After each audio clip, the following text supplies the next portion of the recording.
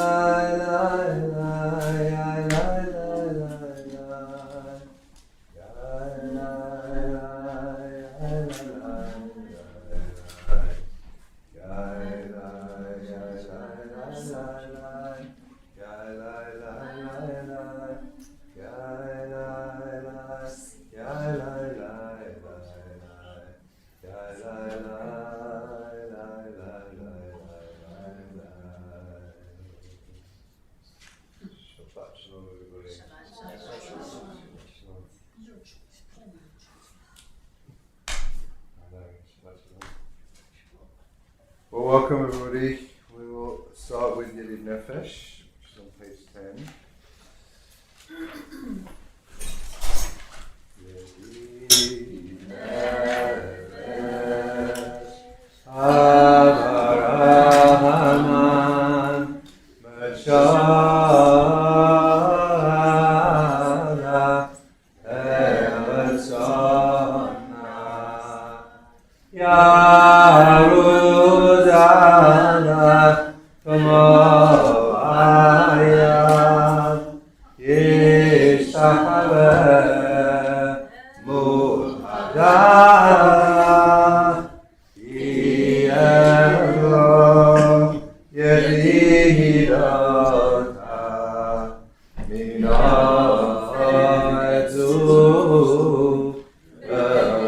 Bechotam,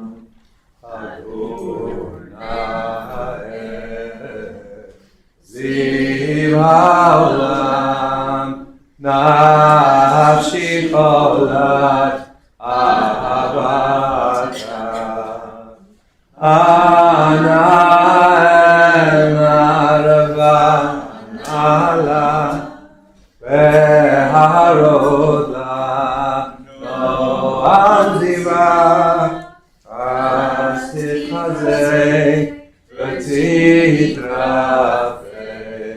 v'ayetala, she'ifrat olam, v'tirehuna, rachamecha, v'chusna, al b'nei ohava, ki hizekama niksof, Le'o b'tiferet u'olach, Anaimi Mahmadi, Chushana, Ve'atit Alam, Yaleina, Ufros Chali Alai, Sukkah Shalom Ta'et mikvodach Nagila v'nismacha bach Mahayahu kivamoed v'chodeini kimei olam Yala lai lai lai lai Yala lai lai lai lai Yala lai lai lai lai lai lai lai lai lai Yala lai lai lai lai Yala lai lai lai lai Yala lai lai lai lai lai lai lai lai Yala lai lai lai lai Yala lai lai lai lai Yala lai lai lai lai lai lai lai lai Yala lai lai lai lai Yala lai lai lai lai Yala lai lai lai lai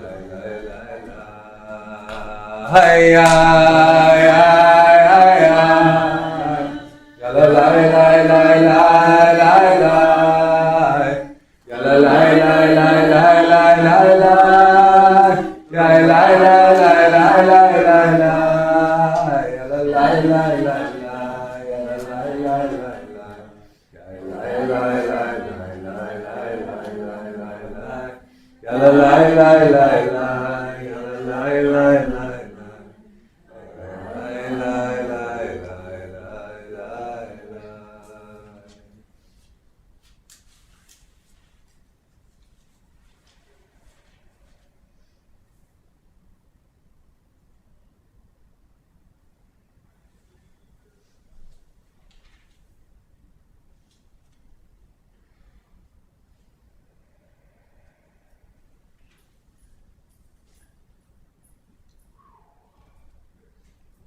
Another long week.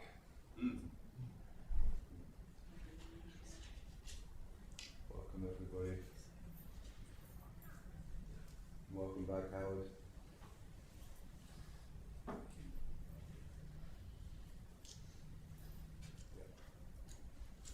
We're going to continue with a little bit of our Kabbalat Shabbat, 6 Psalms representing the 6 days of the week, 6 days of creation, and the practice of releasing and letting go of the week and bringing in Shabbat. We start on page 11. Kunarana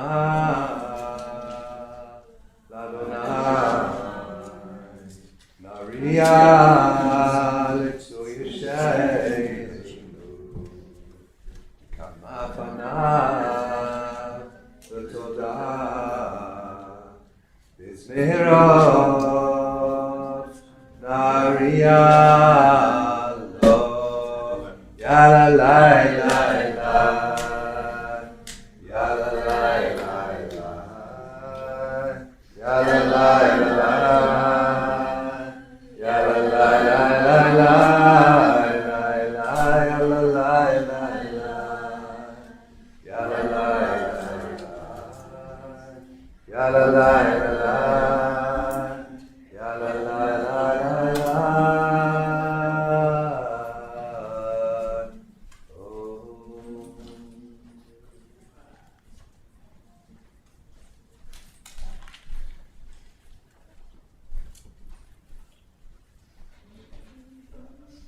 Sonia Doyoni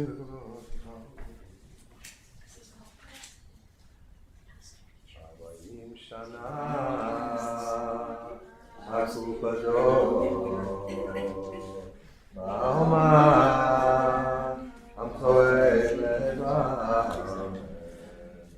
Bahem Lo Yedu Delachai Asher Ishpati Ve'apni Im Yavau Namanu Chavati Yala Lai Lai Lai Yala Lai Lai Lai Yala Lai Lai Yala Lai Lai Lai Lai Lai Yala Lai Lai Lai Yala Lai Lai Lai Yala Lai Lai Yala Lai Lai Lai Lai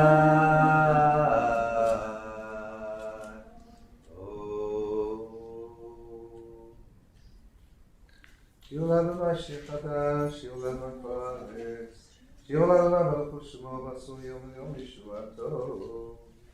ספרו בתועים כבודו, כל העמים נפלותיו.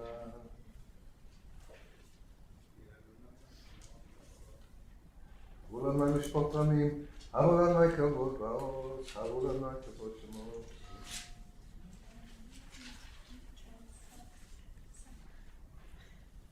יזמור השמיים ותגר הארץ, ים הים אלוהיו, ינוס שדי וכל אשר בו. אל יעלו כל הצייה לפני אדוני כי בא לשפוט הארץ, ישפוט תבל בצדק, רחמים באמונתו. אדוני מלך תגל הארץ.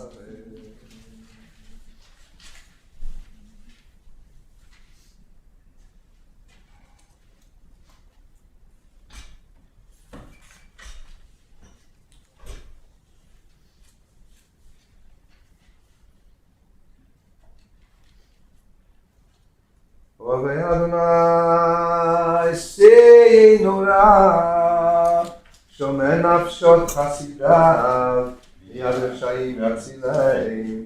עוז על הצדיק וישחלף שמחה, שמחו צדיקים באדוני, והודו לזכר קודשו. Page 17,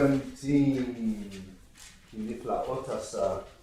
Miracles, even when the world feels so hard, there's always miracles if we remember to look for them. מזמור שיר לאדוני, שיר חדש, כי נפלאות עשה, הושיע לו ימינו, וזרוע קודשו, הודיע אדוני ישועתו, לעיני הגויים גילה צדקתו. זכר חסדו ואמונתו לבית ישראל, ראו כל ארצי הארץ את ישועת אלוהינו. יביאו לאדוני כל הארץ, קצחו ורננו וזמרו, זמרו לאדוני בכינור בכל זמרה.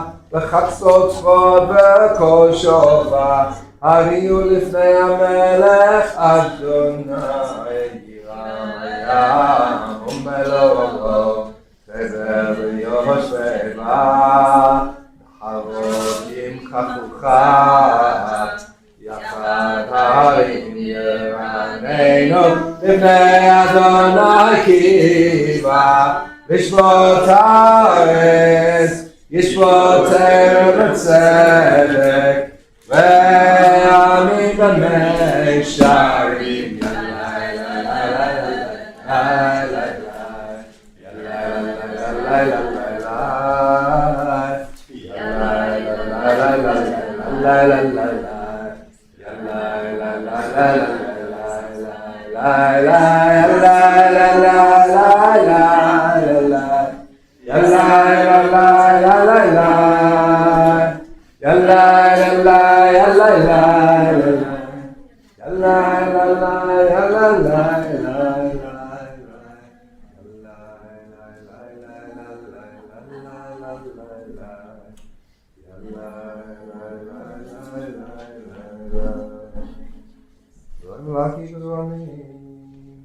We're on page 19. It's already Thursday.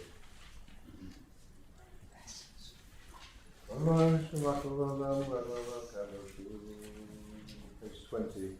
Moshe v'Aaron b'choranav, u'Shmuel b'korei shemo, korim el Adonai v'yanem, v'amod anan yidaber alehem, shamru edotav v'chognatam lamo, Adonai Eloheinu atay nitam, נושא היית להם ונוקם על עלילותם ואוממו אדוני אלוהינו והשתחוו להקודש Kadosh Adonai Eloheinu.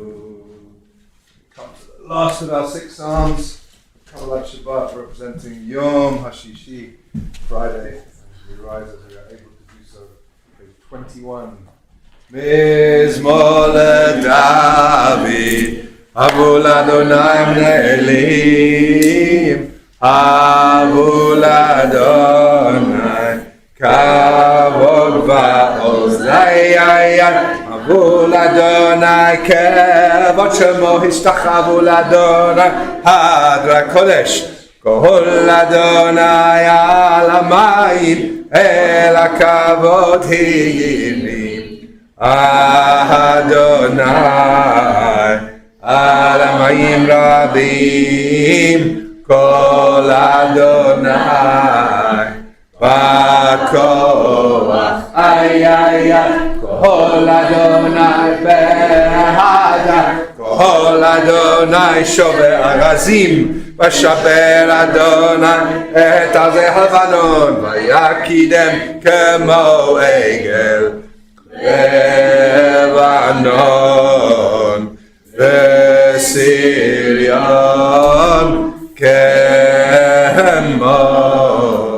Kemo ben Re'enim, ay ay ay, Kol Adonai Chotzev Lavotesh, Kol Adonai Yachil Midbar, Yachil Adonai Mihibah HaKadesh, Kol Adonai Yecholel Hayalot, Vayechesov Ye'arot Uvhechalot Kulo Omer Kavod, ay ay ay, Adonai Lamavu Yashava Yeshev Adonai Melech Leolam, Adonai Oz Le'amo Yiten, Adonai Yivarech Amo V'Shalom. Hey ay ay ay ay ay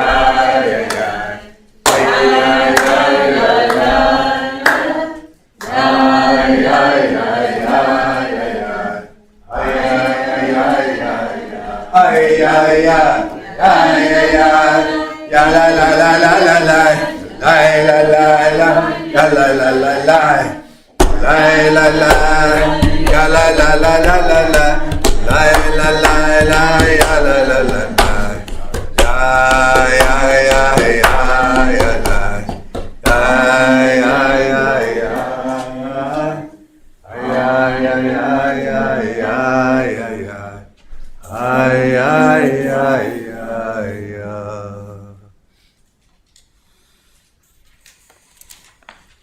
Feel free to sit down. Ana B'choach, this incredible Kabbalistic prayer that is all about the power of letting go and other mysteries. Ana B'choach, B'choach, Gedulat Yemincha, Yemincha, Tativ Zerura Kaverinatamcha, Sagveinu Tareinu Nora. Ana B'choach, B'choach, Gedulat Yemincha, Yemincha, Tativ Zerura Kaverinatamcha, Sagveinu Tareinu. I love people who sit on the front row. Ana B'choach, Gedulat Yemincha, Tativ Zerura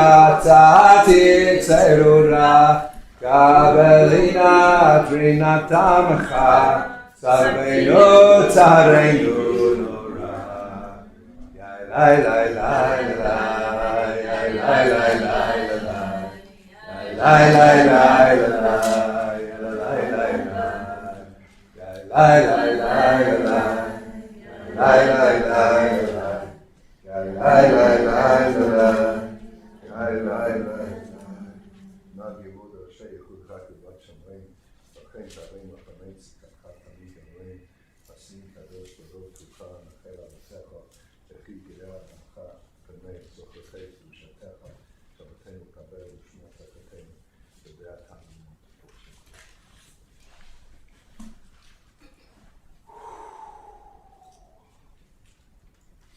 Indeed.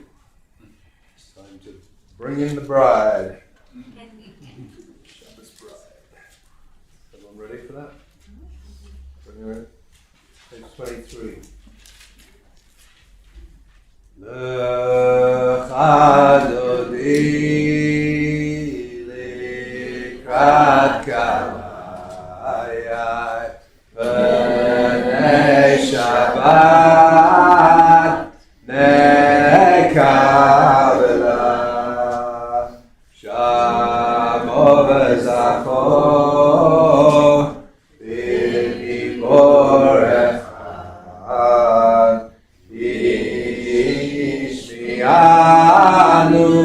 el ha'miuchad Adonai echad u'shemo echad l'shem u'letiferet v'litilah Yalalai, yalalai, yalalai, yalalai, yalalai Lecha dodi likrat kalah Yalalai, yalalai, yalalai, yalalai, yalalai Shabbat nekabla Ayat likrat Shabbat Lechu v'necha Ki ohu makor haberacha Ayai merosh mikedem Nesucha Sof Maseh V'machshavat tchila Yalalai, yalalai, yalalai, yalalai, yalalai Lecha dodi likrat kalah Yalalai, yalalai, yalalai, yalalai Pnei Shabbat nekabla Ayat Mikdash melech Yeh melucha Kol mitzei mitoch ahavecha Ayai Rav lak shevet B'mekabacha Hu yachamol alayich chemla Yalalai, yalalai, yalalai, yalalai, yalalai Lecha dodi likrat kalah Yalalai, yalalai, yalalai, yalalai, yalalai Pnei Shabbat nekabla Ayai Idnari Me'afa kumi Le'shibik de'tifatecha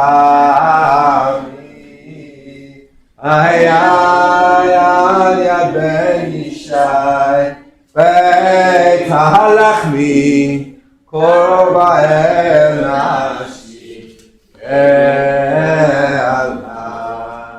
Yalalai, yalalai, yalalai, yalalai, yalalai Lecha dodi Yalalai, yalalai, yalalai, yalalai, yalalai Likrat kalah Yalalai, yalalai, yalalai, yalalai, yalalai Bonai Shabbat Yalalai, yalalai, yalalai, yalalai, yalalai Nekabela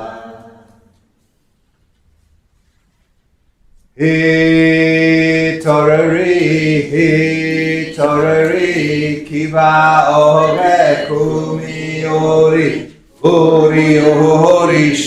shiraferi Kevod Adonai alai nigla lecha dodi likrat kalah Bonai Shabbat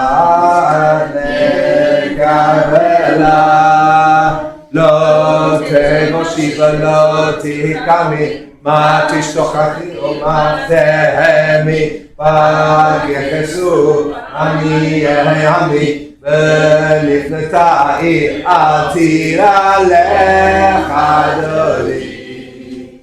לקראת קהל בני שבת נקבלה, היו להם שישה שוסייך, ורחקו כל מבלייך, יסיס עלייך אלוהייך, פמסוס חתן כלה לך דודי. לקראת קהל בני שבת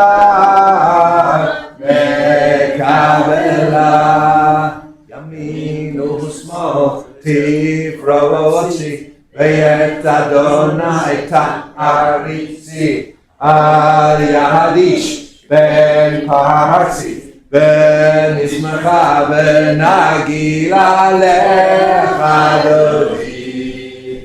לקראת קהל בני שבת נקבלה. יאללה יאללה יאללה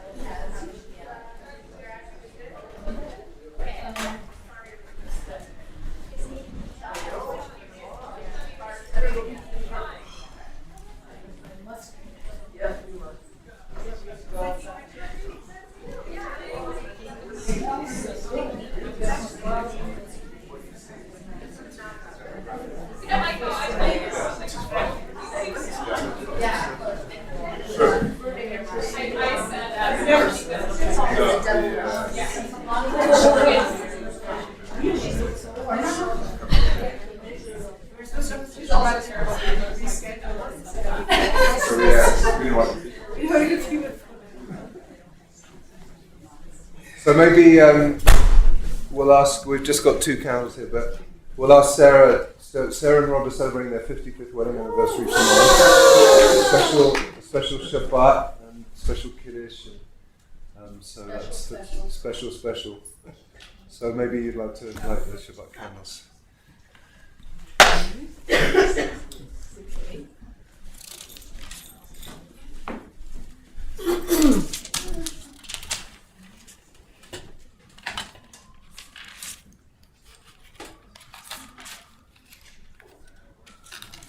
I'll sing the fancy verse if you sing it with me. Otherwise, it's a plain blessing.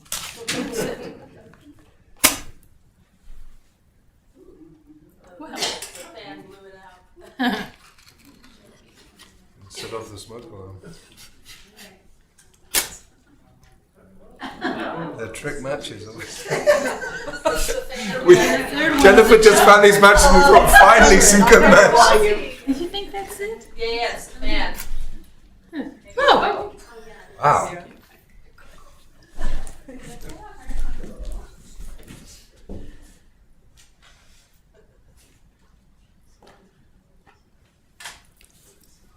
Baruch atah Adonai Eloheinu melech haolam asher yishanu b'mitzvotav b'tzivanu lehadik ner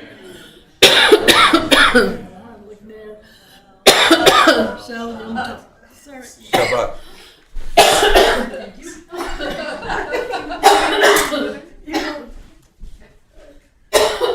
Get that woman a glass of water. It is no, but it's also that the smoke. Those matches went out and then just created smoke. So. We're gonna, huh? Rotate it back. It's not really on me. Yeah. Thank you. Page 27. Miss Moshi, Sheleom HaShabbat. Miss Moshi, Sheleom HaShabbat. Tov leodot l'Adonai ulezamer l'shimcha elyon להגיד בבוקר חסדך ואמונתך בלילות. זה מותר לי למפלח במעשיך ידינו. It's really okay.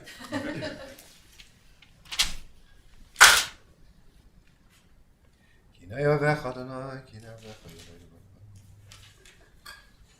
צדיק אתה מה יפרח, כאש בלבנון ישגח, בתולים בבית אדוני, בחצרות אלוהינו יעלה.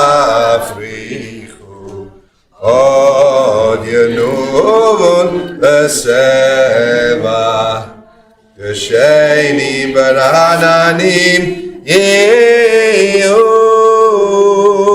Lahagid Yashadonai Sori Belo Avlatabo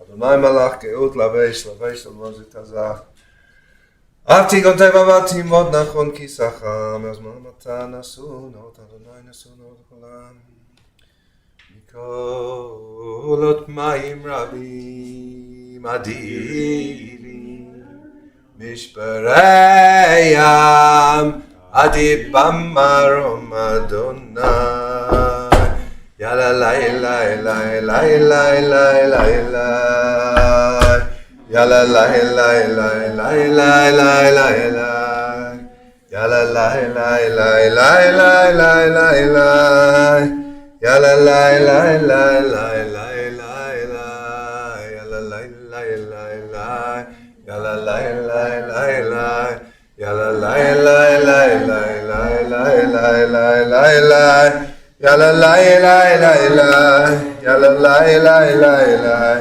Yala lai lai lai lai lai lai lai lai lai lai Yala lai lai lai lai Yala lai lai lai lai Yala lai lai lai lai lai lai Edo techno monu madlavet chana bakodesh Adonai leorech yamin. And so we come to our first morning's Kaddish, and thinking especially of you, Howard, still in the Shloshim for your beloved mother, Ethel, and also thinking of you, Judy, your father's yahrzeit was today, right? Samuel Reiner. Also today was Janosch Englander's father's yahrzeit, Tibor Englander. And this Shabbat, Randy Fox is remembering his mother Elaine Fox. Larry Ansel is remembering his mother Lois Beth Ansel. David Schwartz is remembering his aunt Ruth Breimer Salzer-Glavinsky. It's Irene Rosenshine's yahrzeit on Sunday, a beloved member of this congregation who many of us knew and loved. And Michelle Goldman has yahrzeit for her aunt Terry Damberg on Monday. Butch Weaver is remembering his mother, Clarine Gunweaver, and Rona Cantor is remembering her mother, Rona Cantor. Wayne Zirkin is remembering his mother, Mildred Zirkin, as well as his sister, Arlene Zirkin Hiltzley, and Michael Dahlberg is remembering his father, Sheldon Dahlberg. So we say Zichronam Lebracha, may all of their memories be for a blessing as we invite the mourners and those observing yahrzeits to rise, and we offer our love and support. Page 30. Gadal v'gadal shemei rabah be'alma tivrach yirutei v'yamlich malchutei v'chayechon u'v'yomechon v'chayei techol beit Yisrael ba'agala u'bizman kariv v'yimru. Amen. Shemei rabah mevarach le'olam v'lamei amaya yiparach v'yishavach v'yitpa'ar v'yitomam v'yitnaseh v'yitada v'yitaleh v'yitalal shemei tekudesha v'rivu Ela min kol birchata v'shirata tushbechata v'nechemata tamiram ba'alma v'imru amen. Yehei shlama rabba min shemaya v'chayim aleinu v'al kol Yisrael v'imru amen. Osei shalom b'romav u'yasei shalom aleinu v'al kol Yisrael v'shvetena v'imru amen.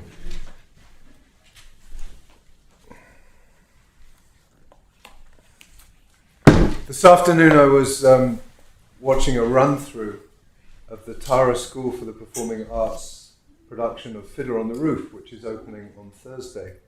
And I have had the privilege, I was asked to be the Jewish advisor as well as working with them on the production, and been working with them little bits here and there, working especially on the Shabbat scene and the wedding scene. And it's so amazing. Like, here I am, I've seen Fiddler on the Roof probably 20 times, different productions, on Broadway, in the West End of London, all over the place, right? And here's in Yiddish, the Yiddish production of Broadway, exactly. And here's a group of high school students, only one of whom is Jewish. And it just gets me every time. I'm watching the Shabbat scene, I'm watching, the various dynamics. This kid who's playing Tevye, who's been really talking to me and asking me loads and loads of questions, And today we had a conversation about, I said, I think that the secret of Tevye is how his inner relationship with God mirrors his outer relationship with the relationships that he has with everybody else. And if you get that, you get Tevye.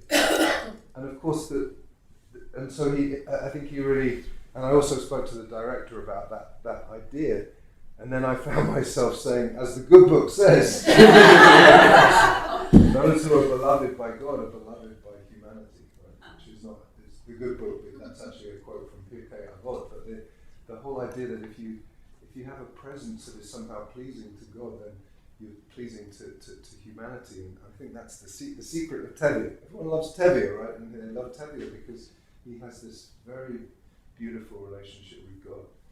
And then there's the scene at the very end of the first act, the spoiler alert, but when they're celebrating the wedding, Cycle and Mothel's wedding, and then the wedding's in full flow and celebration, and then the Cossacks come and they have to they tear up the feather pillow and the feather and there's just this moment at the very end of the act where Tevye is just like, really?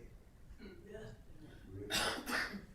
And it just feels like such a poignant, unreal situation, I mean, here we are, just the world is so messy and chaotic and violent and so hard to process everything, and the balance, tears and laughter are so close to each other these days. And I was saying to Natalie, the director, there's this moment in the wedding scene where someone's standing on a chair and giving a speech and saying, we're thinking of all those who are not here, who are so miserable and so poor and so blah, blah. And everyone starts going, oh! And everyone's sort of crying, and it's sort of this fake moment. But I said, actually, it's so, at the height of joy, there's also these tears, like at the height of our mourning and our dancing, that's so related to each other. Of course, as Kabbalat has the season for everything. And as Yehuda Amachai says, Ein lanu zman. We don't have time to have a time to weep and a time to dance. It's like the weeping and the dancing happens together.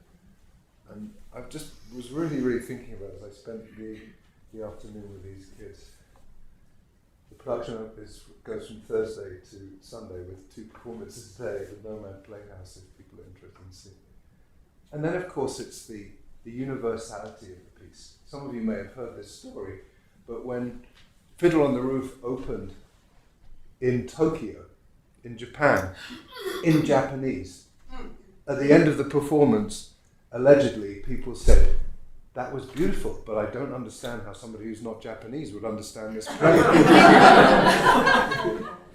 Because the theme of tradition confronting modernity is an absolutely universal condition, whatever.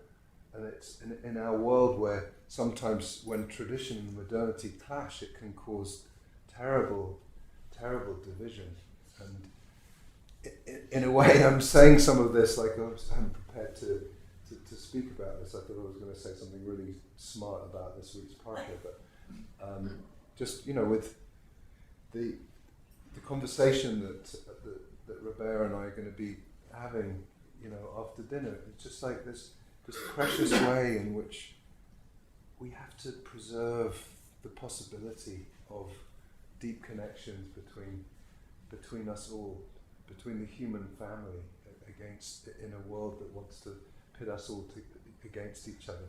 And when you see not just the confrontation of modernity and tradition, but you see the confrontation that happens between the Jews and the non-Jews in the play, and just the way in which our civilization is doomed if we can't see the humanity in the people that we have decided are other.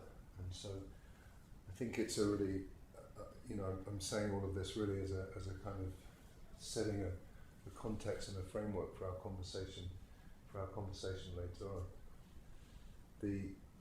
Just to give it one tiny little piece of relevance to this week's Torah reading, the whole thing which I said at Shabbat afternoon, we celebrated a lovely bat mitzvah of a young woman, and the tradition, as some of you know, is you start actually the following week's Torah portion on the afternoon of Shabbat, the Shabbat before. So we already had a sneak preview of the beginning of Bamidbar, which is the opening of the fourth book of the Torah, the book of Numbers in English.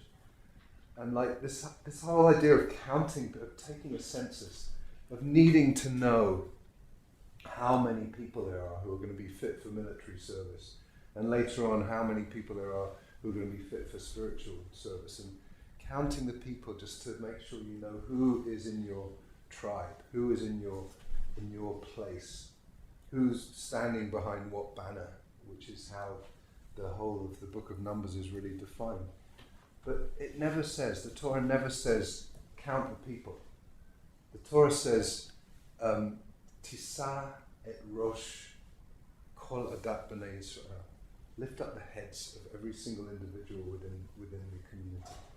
And this idea that however much we are numbers, and the numbers that count, that literally, how many households do we have in our membership right now? 250. It's like the numbers are important, but way more important than the numbers are the individuals within any community. And every human being has value and dignity.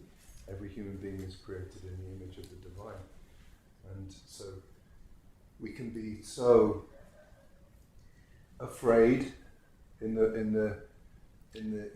confronting the realities of anti-Semitism right now. It's actually horrifying. I like all of us, I read and listen to enough podcasts in a week to sort of know the scale of that, and we can be proud in our identity, as we should be, proud Jews, living these amazing traditions as I saw them.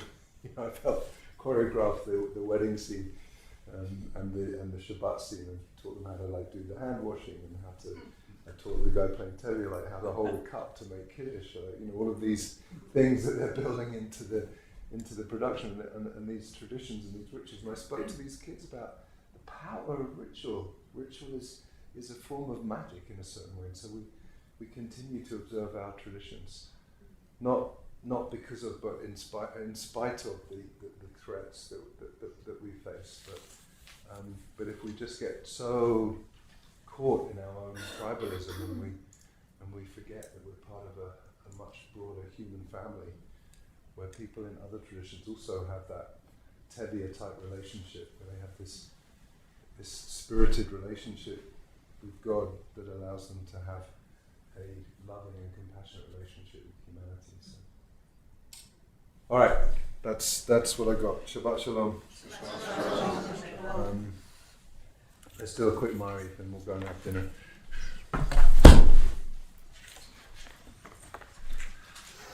Mariv begins, as always, with the Baruch Hu, which is on page 40. Actually, I lied, 39.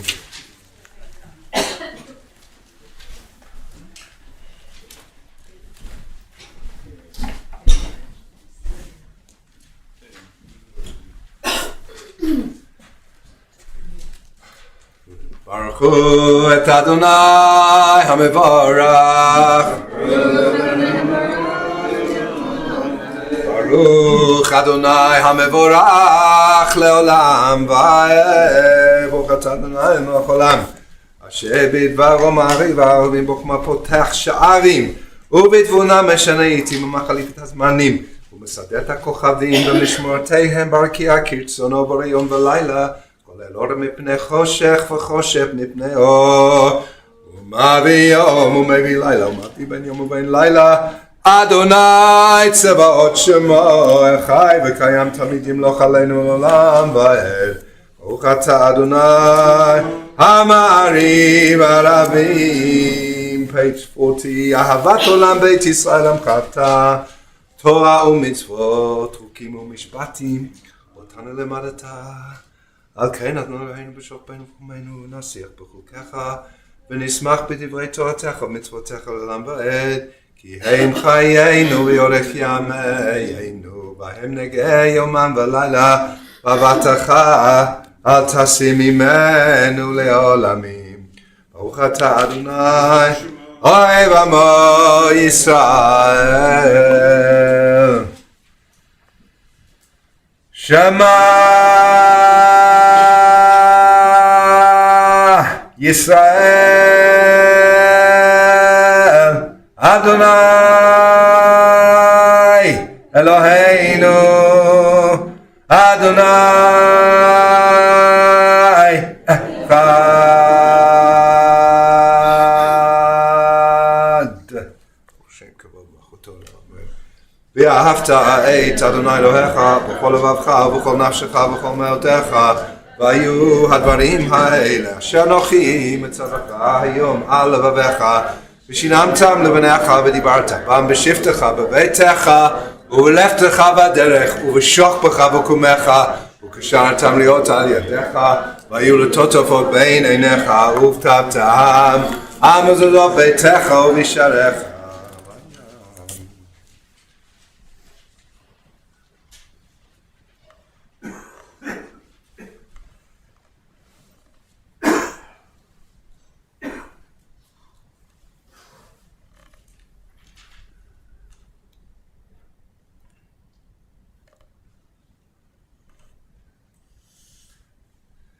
למען תזכרו ועשיתם את כל מצוותיי והייתם קדושים לאלוהיכם, אני אדוני אלוהיכם אשר הוצאתי אתכם מארץ מצרים להיות לכם לאלוהים, אני אדוני אלוהיכם, אדוני אלוהיכם אמת.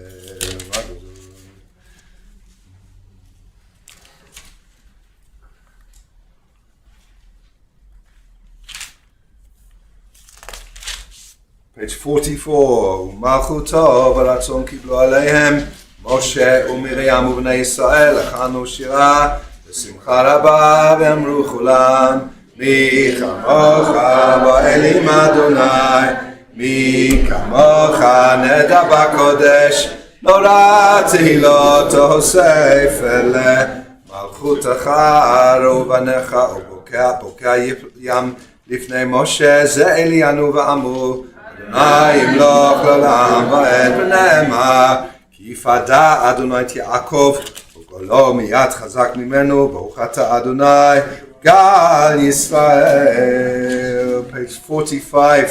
השכיבנו אדוני אלוהינו לשלום ועמידנו מלכנו לחיים. Let us go to sleep feeling peaceful and wake up ready for life. ופרוס עלינו סוכת שלומך.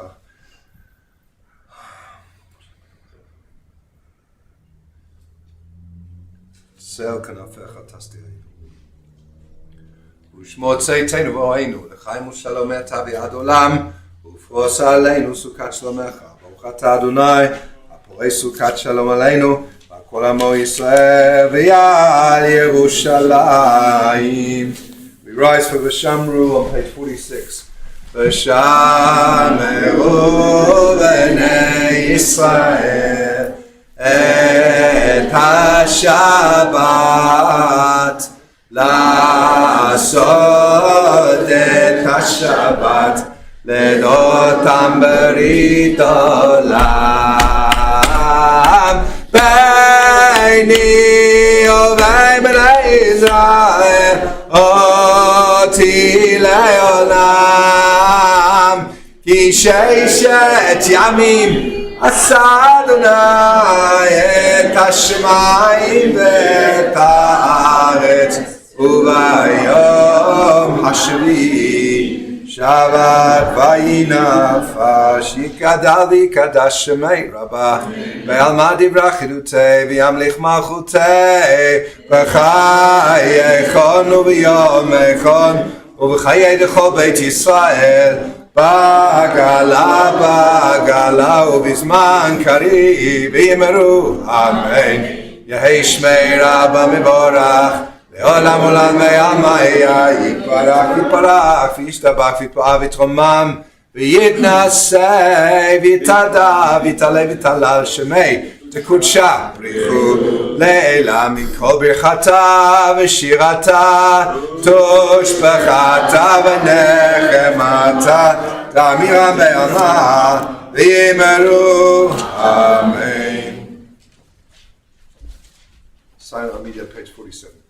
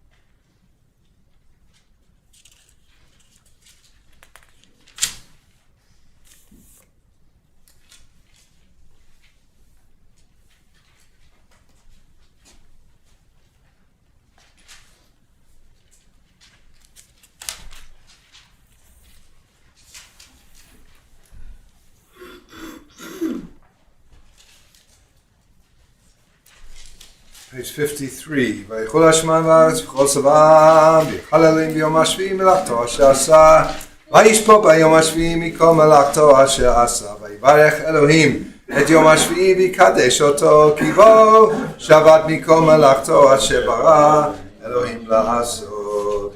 ברוך אתה אדוני אלוהינו ואלוהי אבותינו ואמותינו אלוהי אברהם אלוהי יצחק אלוהי יעקב אלוהי שרה אלוהי רבקה אלוהי רחל ואלוהי לאה האל הגדול הגיבור והנורא העליון קונה שמיים וארץ מגן אבות בדברו חי מתים במאמרו האל הקדוש שאין כמוהו המניח לעמו ביום השבת קדשו כי בם רצה להניח בהן להם לפניו נעבוד ביראה ופחד ונודה לשמו בכל יום תמיד מעין הברכות אל הודות אדוני שלום מקדש השבת ומברך שביעי ומניח בקדושה לימדו שני עונג זכר למעשה וראשית אלוהינו ואלוהי אבותינו לצי במנוחתנו קדשנו במצוותיך ותן חלקנו בתורתך סבנו מטובך ושמחנו בישועתך ותהה ליבנו לעבדך באמת והנחילנו אלוהינו באהבה ורצון שבת קודשך וינוחו בך ישראל מקדשי שמך ברוך אתה אדוני מקדש השבת יקרא ויקדש שמן הבא ועמד ברכותי והמליך מלכותי בחי יכון ומכל מחד לכל בית ישראל בגלה בזמן קריב אמרו אמן יהי שמי רבא מבורך לעולם עולם וימיה יתברך יתברך וישתבח יתפאר ויתרומם ויתנשא ויתהדר ויתעלה ויתהלל שמי קודשה בריחו לעילה מן כל ברכתה ושירתה תושבחתה ונחמתה תאמירם בעלמא ואמרו אמן תתקבל צלותו נבואתו לכל ישראל קדם אבוהון דבשמיא ואמרו אמן יהי שלום הרב מן שמיא וחיים עלינו כל ישראל ואמרו אמן ועושה שלום במרומיו הוא יעשה שלום עלינו וכל ישראל וכל יושבי תבל ואמרו amen. Good Shabbos.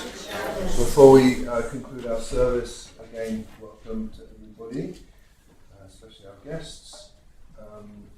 We have beautiful celebration tomorrow. Shabbat services are at 9:30 as always. Nice kiddush lunch afterwards, and then Sunday is the Bonai Jewish festival, and Tuesday night is the other festival, Shabbat. And we have a wonderful community-wide program starting here at 7:15 at Bonai Shalom, going till about 1 a.m. With study of different kinds, but mostly our theme is about the power of Shabbat, actually, about Shabbat as a practice to keep us sane in a crazy world. We have a panel of rabbis as part of it. We have yoga, we have Mori Yehudis, we have Rabbi Tirza Firestone at the end of the night doing a beautiful session that's about the relationship between Shabbat and Shavuot. We have homemade cheesecake, thanks to Stephen Court. Is it all made? Is it all done? Thank you for that. So and then we have services here for Shavuot on Tuesday morning at 10 a.m. We're starting a bit later in the service, but the shul will be open from 9:30. We're starting with Hallel and going straight into the Torah on Wednesday morning. Thank you. And then Thursday morning we're starting at 9:30. And we have Yizkor on for the second day of Shavuot, and some more cheesecake. So I don't know if there's anything else to... No blintzes? Huh? No blintzes tomorrow. I don't know if anyone's made them. Tomorrow there are blintzes. Oh. They made them today, I hope they're Oh, tomorrow. yeah, there are blintzes tomorrow. There you go. Blintzes tomorrow, cheesecake on Tuesday and Wednesday and Thursday. There'll be plenty of dairy. I don't know what us vegans are going to eat, but we'll find something. So we'll finish up our service and then go down and have a nice Shabbat dinner together. Is there anything else to announce? Well, Rabbi, you can tell people, remind them if they want to come Monday night. Richard Light is a wonderful author about Jewish death conditions, so we're doing a free thing at Monday night. The Chavrei Kadisha is, I'm repeating it because there's people watching on live stream. The Chavrei Kadisha is hosting an event on Monday night. At the JCC. You can get a free book from Rick Light, who wrote it about Rick Light. Jewish traditions. Jewish traditions on death and dying. End of life. Thank you. Joni? Why is that question? Did they ask you to be the understudy for Tevye? It's high school kids. That would be a little weird. There are seeds being planted for a production of Fiddle on the Roof at the Dairy Centre. Where is it going to be shown? It's at the Nomad Playhouse in North Boulder by Lucky's Market. Rabbi, did they select Let's, you know what? Let's get to dinner. Sorry, you can ask. Yeah. So let's, Aleinu is on page 56. Right. Aleinu Shabbat Ladon, Hakol, Atiku Rad Yosef, Reishi, Shabbat Salakor Hatzot, ולא שמענו כמשפחות האדמה שלא שמענו כהן וגור עלינו ככל המונם ואנחנו קוראים ומשתחווים ומודים לפני מלך מלכי המלכים הקדוש ברוך הוא שהוא נוטה שמיים ויוצא לארץ ומשה ביקרו בשמיים ממעל ושכינת זו בגובי מרומים הוא אלוהינו אין עוד ומגנו וזולתו ככתוב בתורתו ידעת היום והשיבות אל לבבך כי אדוני הוא האלוהים בשמיים ממעל ועל הארץ מתחתינו.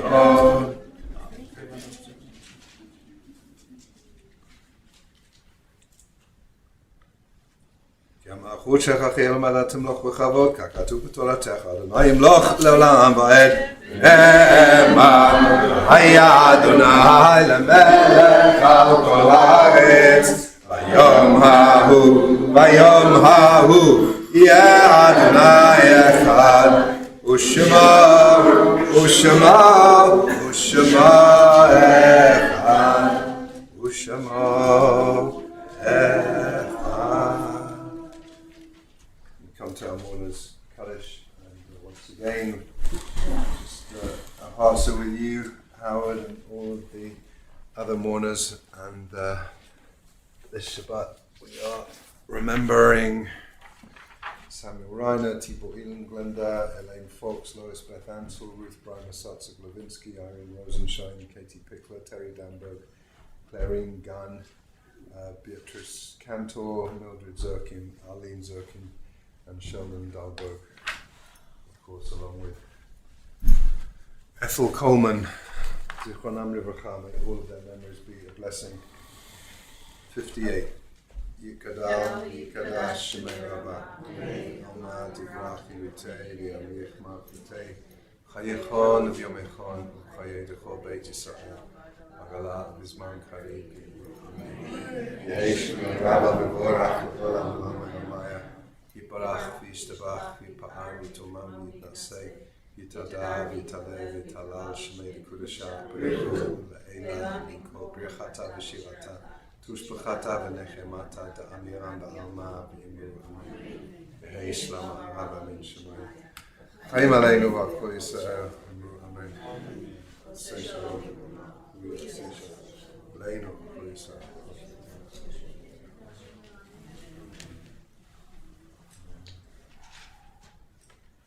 You saw the email, but we're going to be gathering to support Howard in his. We're going to be gathering on Monday at 6 at Howard's home to honour his mother's memory and to support him in instructions.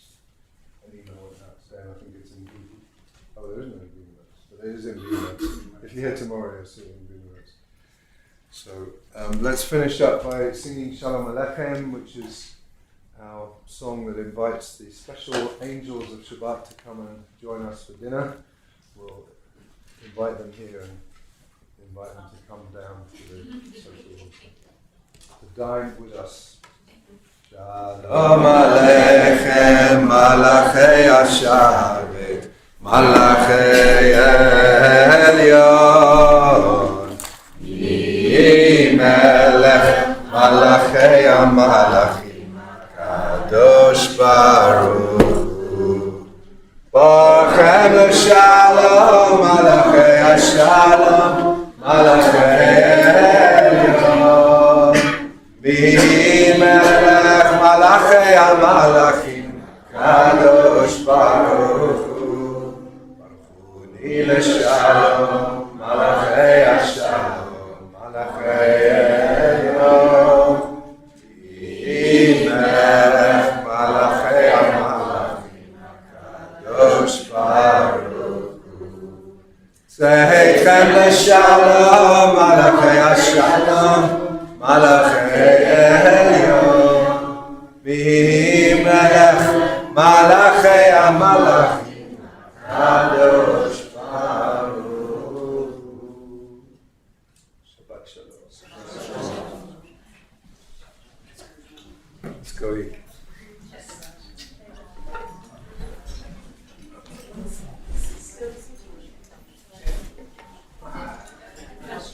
I got a mouthful of That's smart, that's smart.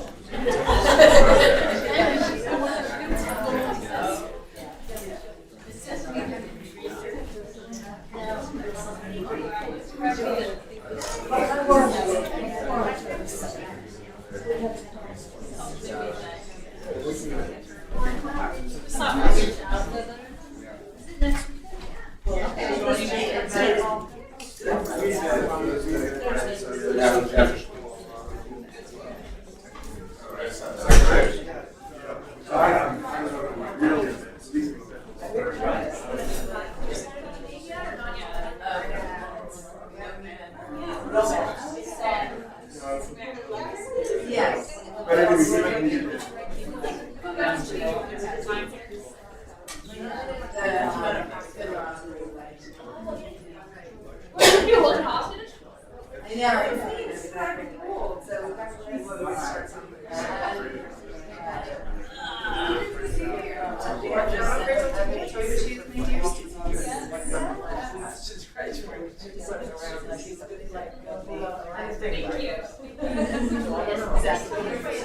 You must have gotten it in person.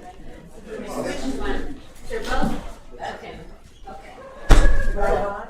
Down, up. Okay. Nope.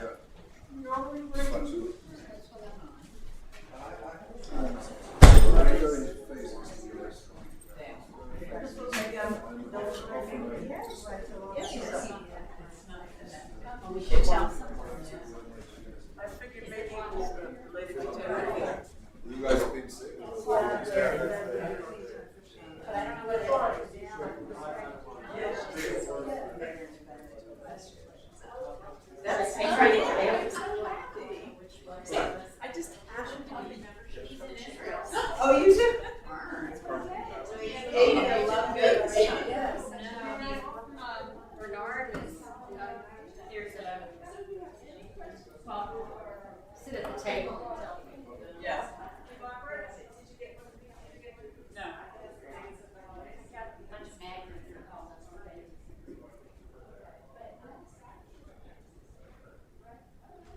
Something smells good.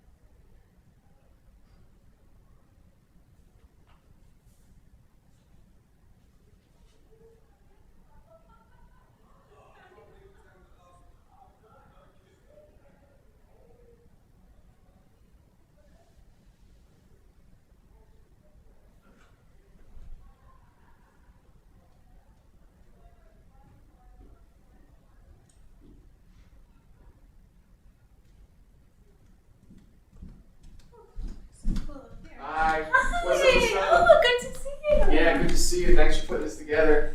You're welcome.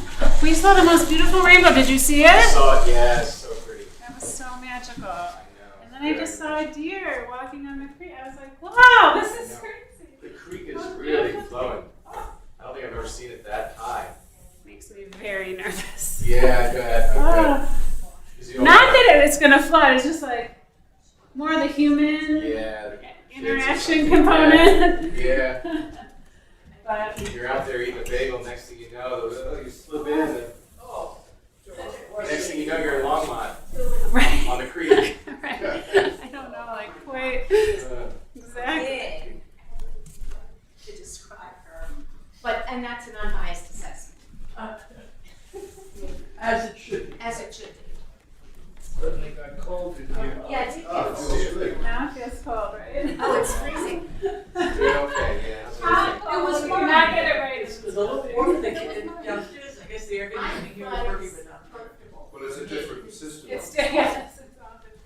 Not bad. Good to see you. Does this seem good? Or do you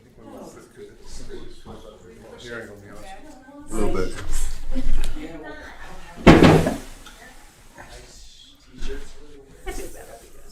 The Lowensteins were Yeah. They know her really well. They were her away. Well, when I emailed Mark early, I never heard back, so I figured they were out. Well, they've got family in town. Well, just because I'm cold. Maybe turned up a couple of degrees. Well, if you want to be warm, Good to me. over there a little away. Oh, okay. Rabbi, is the other one broken? Which? The air for now? No, downstairs the wall units. Oh, When it gets really hot, though, they don't. They don't really. Right. When it's really cold, they don't get home. When it's really hot, they don't get close. We need a new building. You should write that down.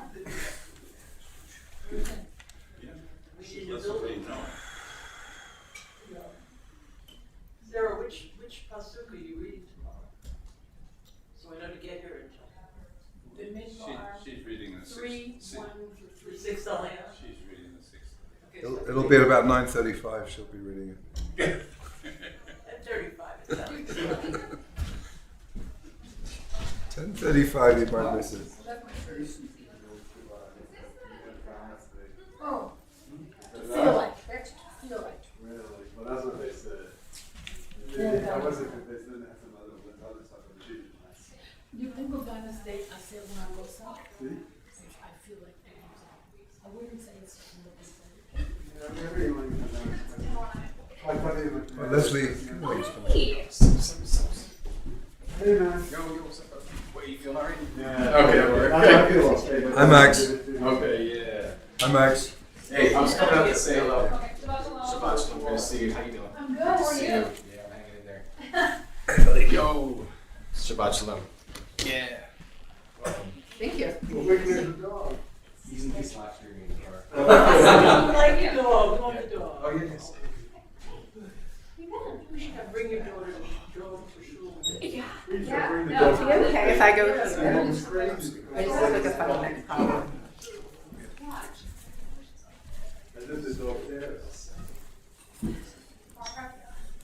I think there's quite a lot of people will be watching on live streams. Oh, cool. Is there anywhere I need to look to be cognizant of them? I mean, the camera's right at the back. Oh, camera's there. Great. Microphone will pick it up.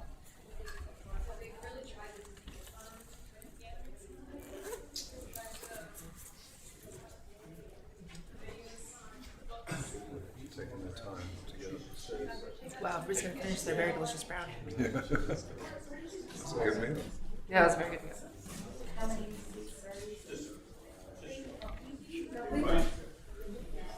Nice for people to gather over food. Always.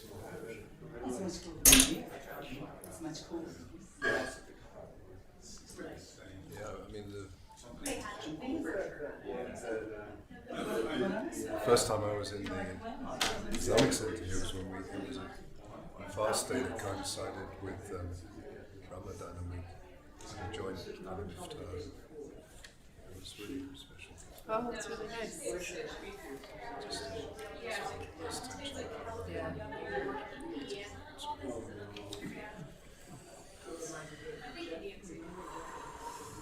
with you? Do you I have go not there? been. I go there on occasion. I feel like I ought to go more. I really liked Imam Shua when he was there. And I have not. Now it's like there's like more visiting people, but also the main Imam. I just have not. Yeah. What's his name? I'm forgetting. Imam Shua was like Libyan and sort of like. I don't know, maybe, I don't know what the right word is, more of a traditionalist than I am per se, but it was like a familiar kind of traditionalism, as opposed to, like I get the sense that the new Imam has a little bit more, like Salafi. Not to say that he is, I don't know what it is, but just some of the ways in which the rhetoric is done and the stories that are told and things like that, which I find a little more challenging. Yeah, in some ways, the mosque that I'm so most affiliated with is in Houston. I go like multiple times a year. I help lead their youth group.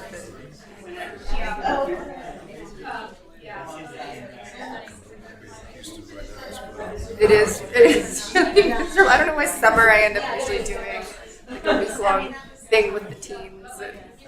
And, it's a very warm, sort of sweaty endeavor.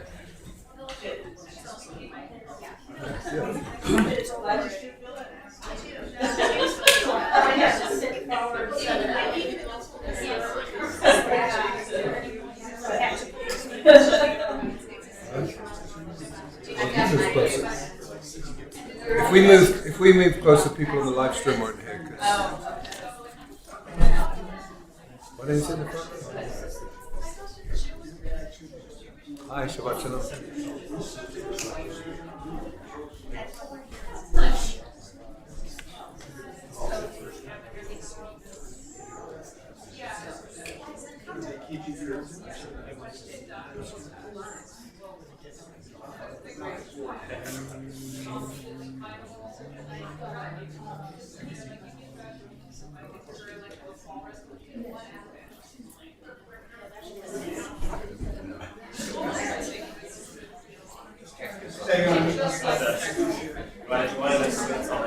How long are these? Is it appropriate to say that we mentioned mutual friends? Yeah, that seems great. Do you have any contact with them? Not you. No, I was in Boston. Like during the pandemic, I was like in a lot of groups and things like that, and then I haven't been online as much, and so. I was curious how long the Saturday services usually are. 2.5 hours.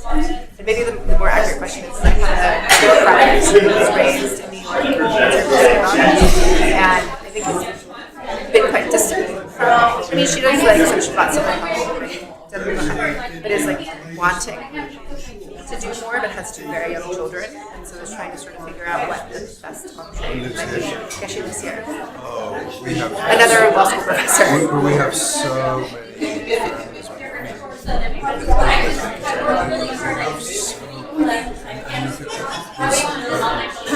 think it's second or fourth. Young kids and parents outside. There's no. Oh, okay, so second and fourth are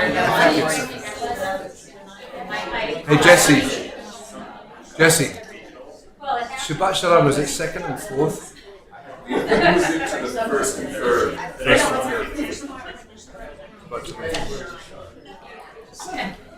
Okay, cool. I'll let her know. But also, we speak to somebody. I've been trying to encourage her. Like, I think you'd really like it if you just try it. We also have once a month family radio service, which is okay. just really fun. Shorter service and Shabbat Shalom, everybody! Shabbat Shalom! Shabbat Shalom!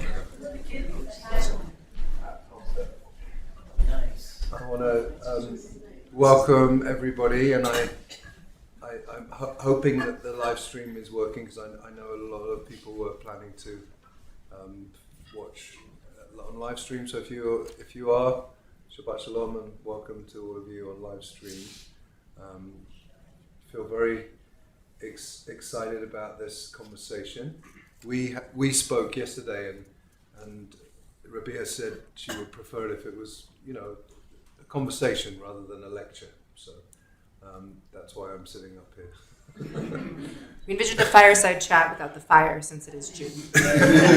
Exactly. But we actually met through a mutual friend and became friends and have gone on walks together and things like that. And then discovered this real interest. And just a bit to do the formal kind of bio. Rabbi Ben Halim is associate professor at University of Colorado Law School, and her research is focused on the development of Islamic and Jewish law in the modern era, with a focus on how secular environments affect interpretations and development of religious law, especially for minority religions. So that's going to be some of what we're going to touch on. But from the conversations that we've had, Professor Ben Halim is obviously a practicing Muslim, a religious Muslim involved in various ways. She was just telling me that she still has a very strong connection to the mosque in Houston and goes there regularly and leads the youth programming and things like that. And also, Rabea has deeply studied halakha, Jewish law, and midrash in various Jewish institutions, and has, I think, a very strong knowledge of Jewish law as well as midrash, along with Islamic law, Sharia, and so it's just a very, very interesting connection. And just a little bit of context. Obviously, we are all pained in different ways by the world, by the conflict, by the continuing war in Gaza, and this isn't about that. Maybe some of you will not be able to resist sort of going there, but that's not really what the invitation is not to go there. The invitation is to see that there are these two traditions, cultures, religions that have developed in ways that are similar and in ways that are different, and we're just going to explore some of them. I mean, I'm not an expert in any of it, but Rabea is, so I'm just going to sort of facilitate the conversation. So that said, as an intro, I guess a great starting point would just be for you to perhaps talk about how and when and where you encountered Jewish studies, and in what kinds of environments, and what drew you to study halakha and to study midrash and those things. Yeah, I'd be happy to open up with that. And also just want to say thank you so much for having me here. One of the pandemic was a very, very difficult time, I'm sure for you as it was for me. And one of the best things to come out of it was my friendship with Rabbi Mark. I was online with someone who really needed it. So then we sort of started going on walks, which is a real highlight of 2020 for me. So I just want to say thank you. Thank you for inviting me into this space. It's really a pleasure to be here. And so the question of sort of people are always like, wait, what? You compare what? And I think, and also if my tone or volume is off, too loud or too low, please let me know. It's the speed too. And the speed, I can slow it down. Thank you. I always tell my students, there is nothing, they can always be like, Professor, too fast.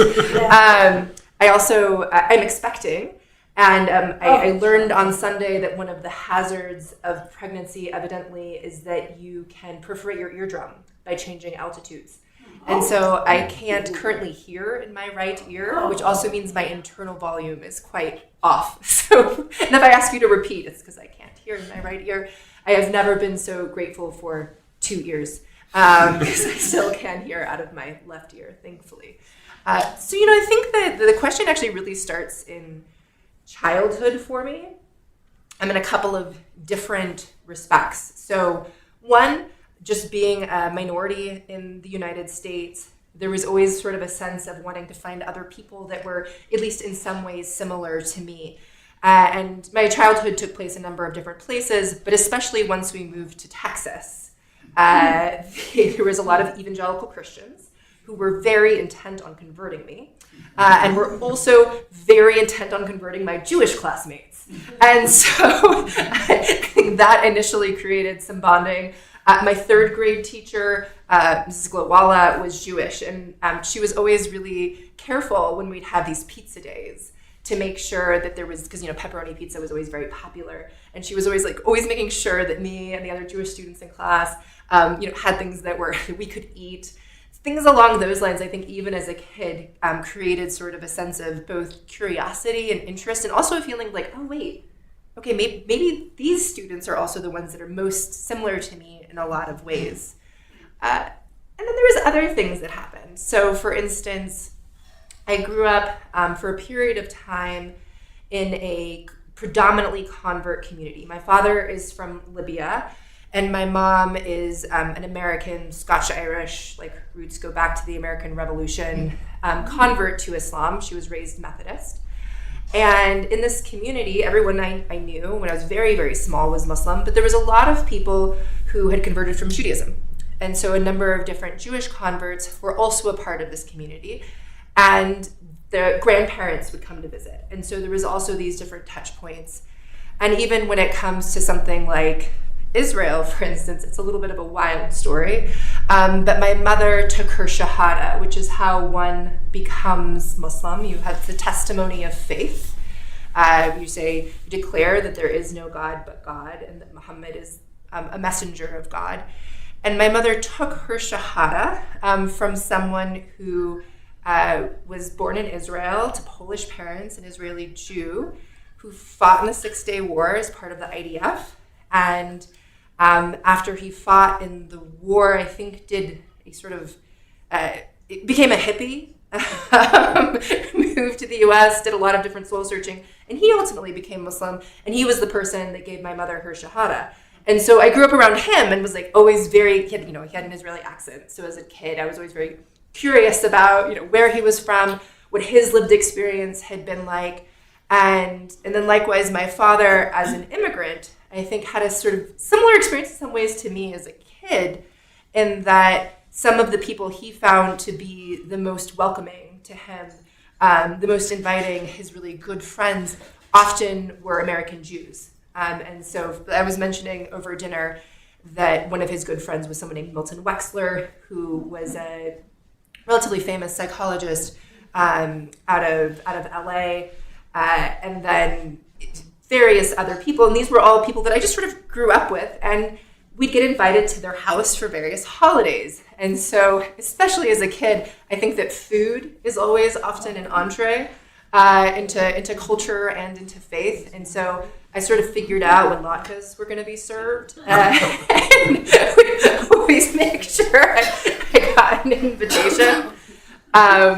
So those were some of the sort of early formative childhood experiences. And I think especially this question of being a minority, especially this question of okay, who else is not, maybe similar to me. Also experiences, my parents were, I think especially because my mother was a convert, she always really wanted us to explore religion and to explore other faiths. And so even as a child, we went to various churches. I went to a Hindu temple at some point. We also went to Jewish synagogues. And I think as a Muslim child, synagogues always felt a bit more comfortable for me. I remember going to a Catholic church and sort of going whoa, the iconography, the large cross. I was this is not familiar. Whereas when I went to temple, I was okay, cool, yeah, no iconography. We're all on the one God thing. We're on the same board here. So things along those lines. Then we moved and my parents moved to Dallas. And while there was a strong evangelical Christian component, the neighborhood we moved to in Dallas had very good schools, which is I think why my parents picked it, but also was a third Jewish. And so when I was in high school, for instance, we never had exams on Jewish high holy days. It wasn't going to happen. And it's really when I started having slightly more sophisticated conversations than when are the latkes. And things started happening. I remember a friend's grandparent died, and they talked about they were observant and that they were burying, quickly within 24 hours, and that it was just going to be simple. And I was like, wait, that's also what we do. We don't do this sort of 2 weeks later. embalming. And certainly people make different choices, but in terms of actual observation of religious law, I began to see some of these similarities and began to become very curious. I will also say that I think that it was at that stage that I began to become more aware of both Islamophobia and anti-Semitism, both just in terms of hearing various comments made now, because now I was in sort of like Muslim groups and Jewish groups and hearing comments made and realizing like, oh, this othering thing, this seems to be part of the human condition that we need to fight against. And so also sort of noticing that as I moved into my teenage years, my brother, this was like really quintessentially of the community that we were in and sort of the ways in which groups got formed. There's two funny high school stories. Is one, I was a new kid in the high school, and I don't know why, but you could buy cookies, like freshly made cookies during breaks. This very nice boy started buying me cookies, and I just thought maybe I was just the new kid. I didn't think too much about it. This went on for a few weeks, and then I sort of go to get the cookie one day, and he just turns to me and he's like, "You're not Jewish?" And I was like, "No, I'm Arab and Muslim." And he was like, "Oh, you're really not Jewish." And I was like, "I'm not really not Jewish. I mean, we're pretty similar." I think he had plans for our future children together. And he the last name also with the Ben Halim turns out North Africans also use Ben a lot, has the same meaning. And then my brother became part of, and I apologize, but this is what it was called, the Jew crew. And so he went to homecoming. There was 30 kids. They rented a bus, of which 29 of the students on the bus were Jewish. And then there was my brother. And so in many ways, just being invited into people's homes during that time.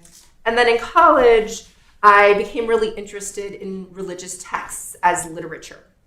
And I majored in English and political science, and I was always very interested in prophetic narrative, having been sort of a large part of my own religious education. And so I became really curious about how prophetic narrative evolved over time. So how are the stories of various prophets told across the Abrahamic traditions? And how did that narrative arc sort of change across? What elements were kept? What were the stories and the meanings that were taken from them? And then more specifically, I got really curious about this idea of the other, having experienced it in my own life, having witnessed it for other people. And so before I started into this whole journey of law, I wrote my senior honors thesis on the idea of the other across the Abrahamic narrative traditions. And sort of how does this interaction with other, what does it mean to protect community, but also not other at the same time, right? And so that was my very, very early, it was a very long-winded way of explaining my initial sort of curiosities and interest in the topic. But then it took you to study in specifically Jewish institutions, right? It did. So I then proceeded to go on to law school, got a master's degree, then law school, then a PhD. I spent part of my PhD, I started learning Hebrew. I'd been studying Arabic. I mean, I'd known Arabic as a child, but sort of studying it from an academic perspective, and then started doing Hebrew at the same time, which was both wonderful and challenging. Hebrew is much easier to learn if you already know a Semitic language. So there was lots of cognates and grammatical structures that were very convenient, but also trying to learn them at the same time. I found myself saying these sentences that were just this mix of Hebrew and Arabic at the same time. And occasionally, and sometimes it's just a slight pronunciation. So I think my teachers couldn't tell if I was just sort of having an accent issue. So I did that within my PhD program.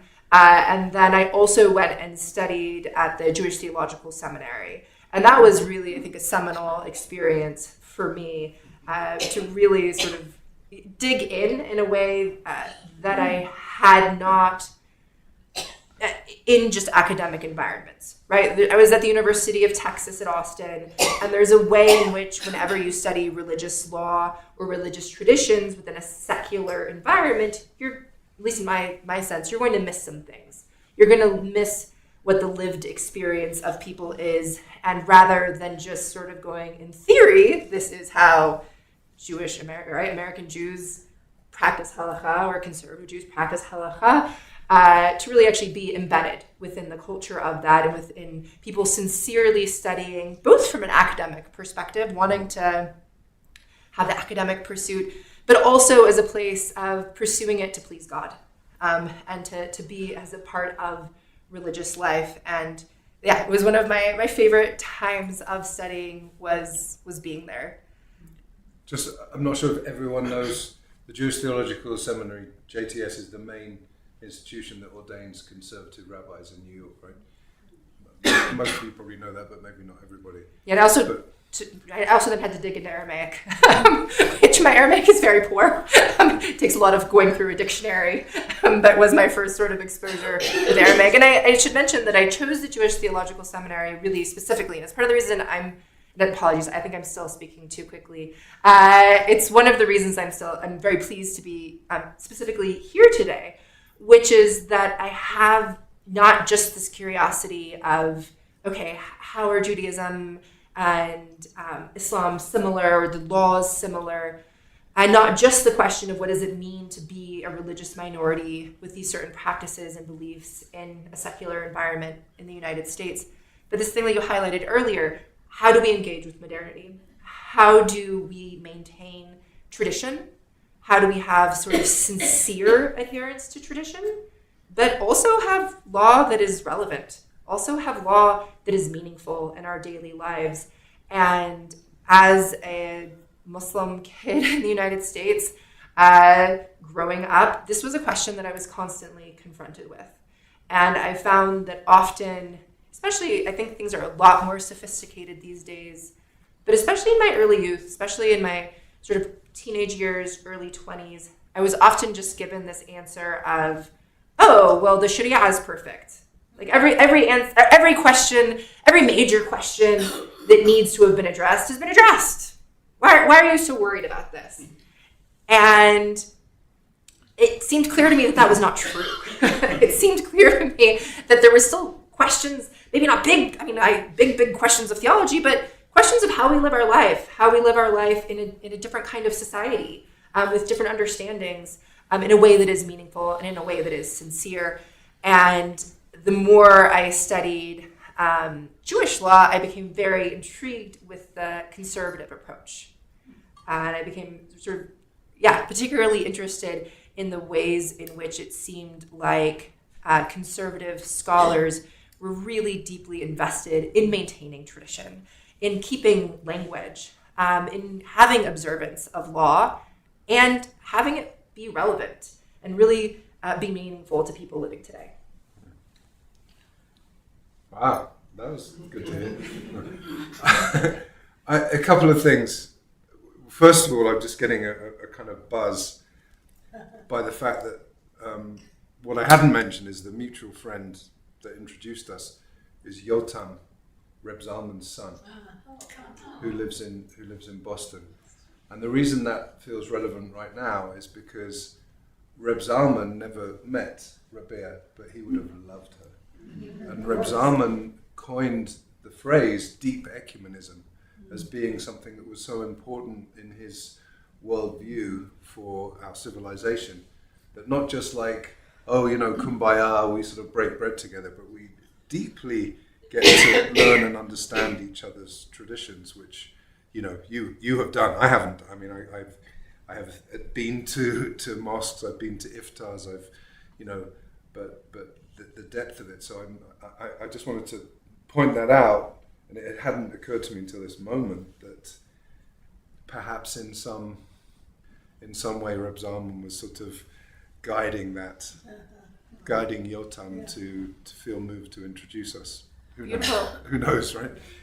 Because it's his 10th yahrzeit. It's 10 years this summer that Reb Zalman died. So, wow. And he had a big influence on a lot of us in Boulder. So you know about him, I'm sure. A little bit, but we'll talk about him another time. But he would have really valued this conversation. He was actually an ordained Sufi sheikh, as well as lots of other things. Anyway, But just coming back to some of what you were saying, because I think some of the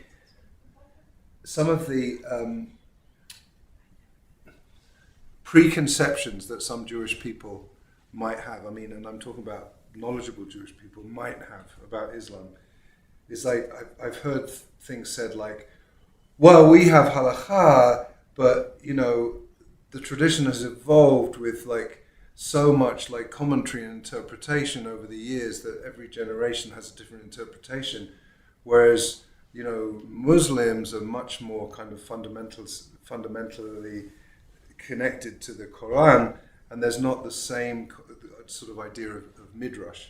And I want to disabuse, because I know that's not entirely true, but I think it is a preconception that a lot of Jewish people have.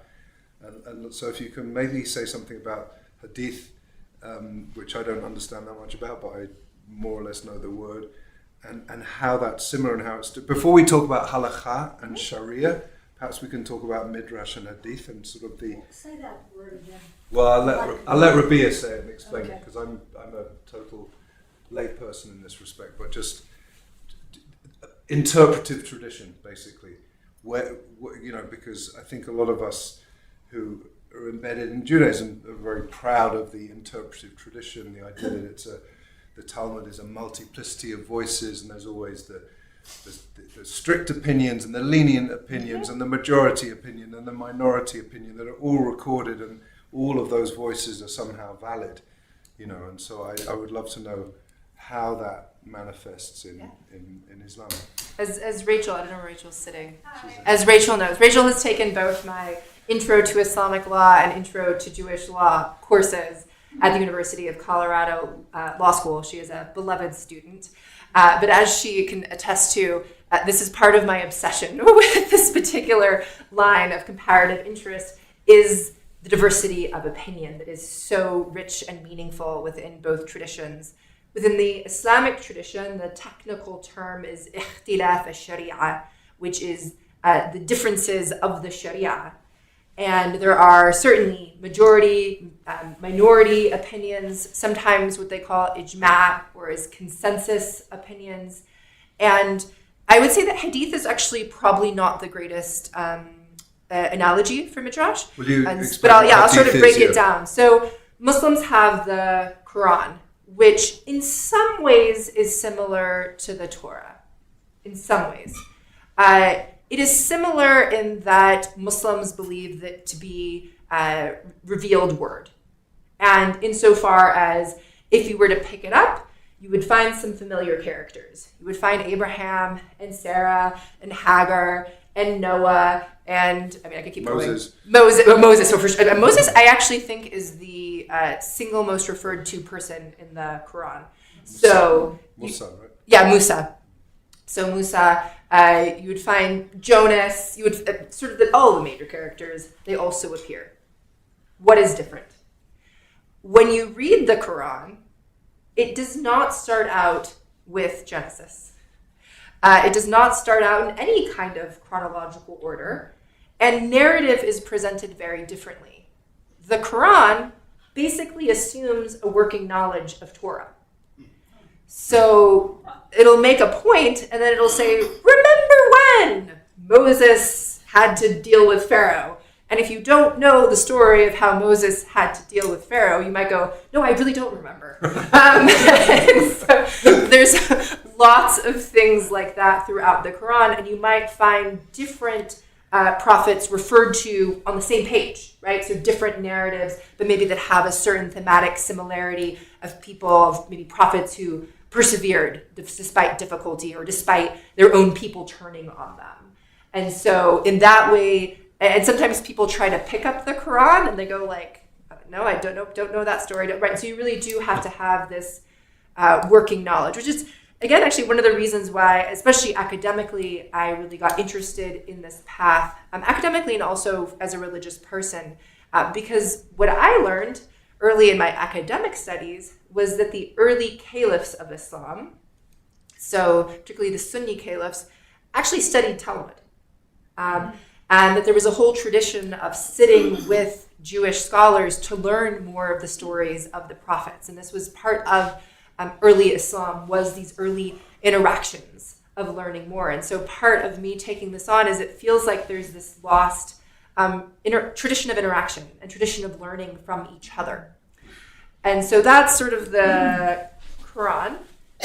And the Quran, Muslims believe to be a direct revelation vis-a-vis the angel Gabriel to the Prophet Muhammad.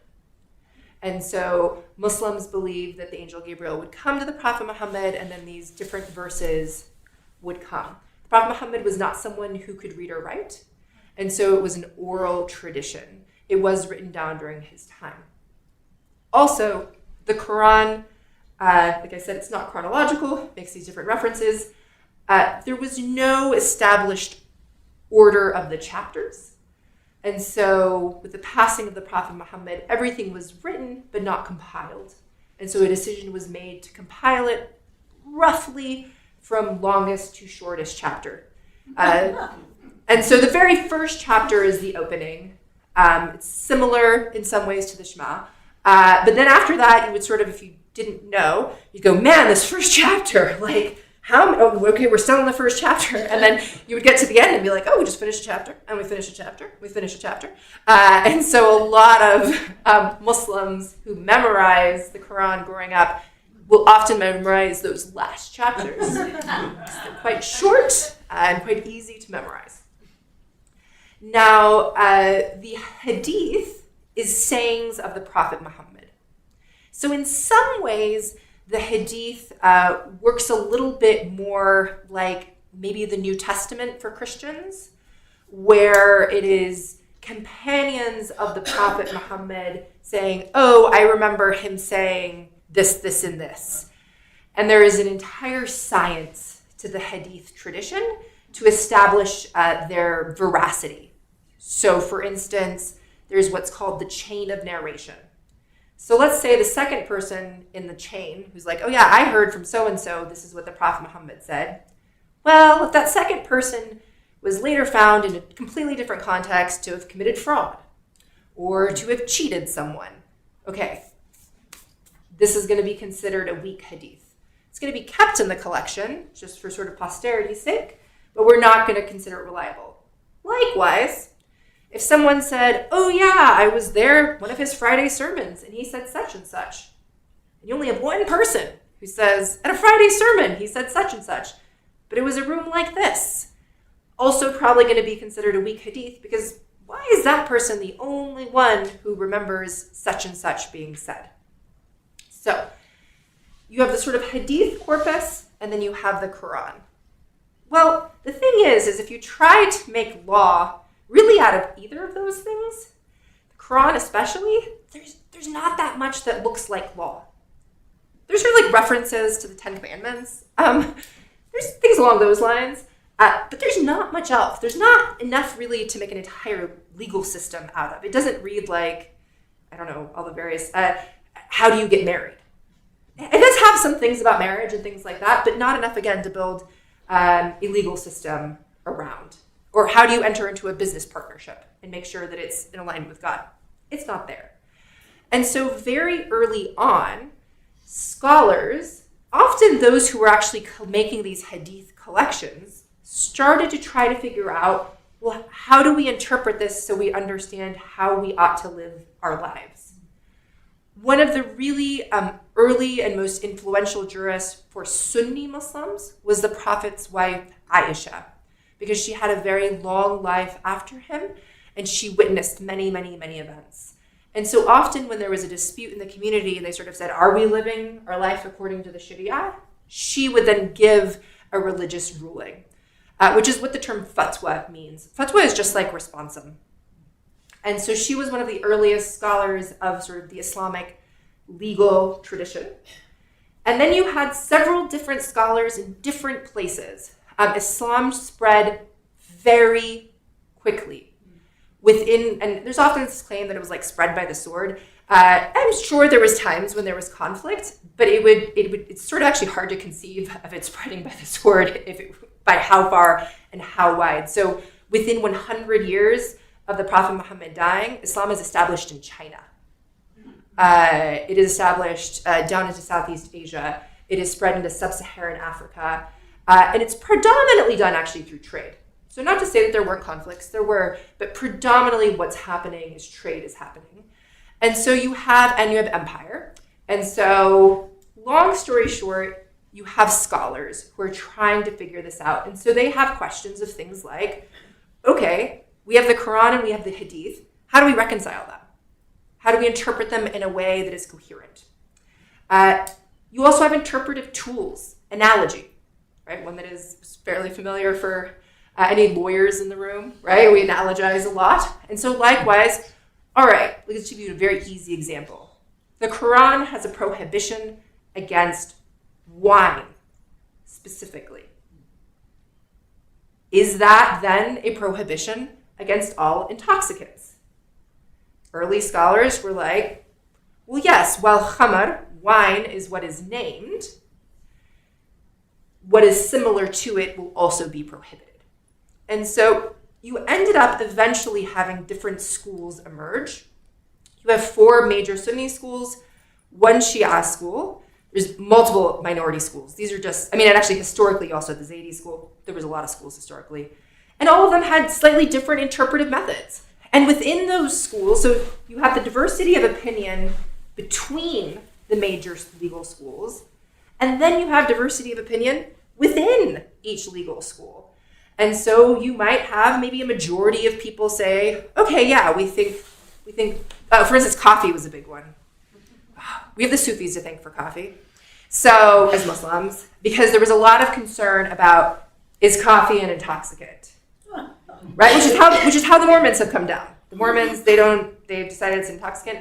And then the Sufis, the Sufi sort of teachers, some of whom were also major legal jurists, said, well, it doesn't intoxicate in the same way, and it allows us to stay up all night to worship God. And so everyone, you end up with a majority opinion. Everyone's like, yes, that opinion. That is the correct opinion, and that's how you end up with a majority opinion. But the long story short is that whenever anybody tries to say to you, Islamic law says so-and-so, it's about as equivalent as someone saying Jewish law says so-and-so, because you have a huge diversity of opinion that exists across schools and in schools, and sometimes there is consensus. I don't know of any minority opinion today that says caffeine is prohibited, for instance. So we do have consensus. I don't know of any even opinion today that says you don't fast Ramadan or you don't pray 5 times a day. There are certain elements of practice that are well established.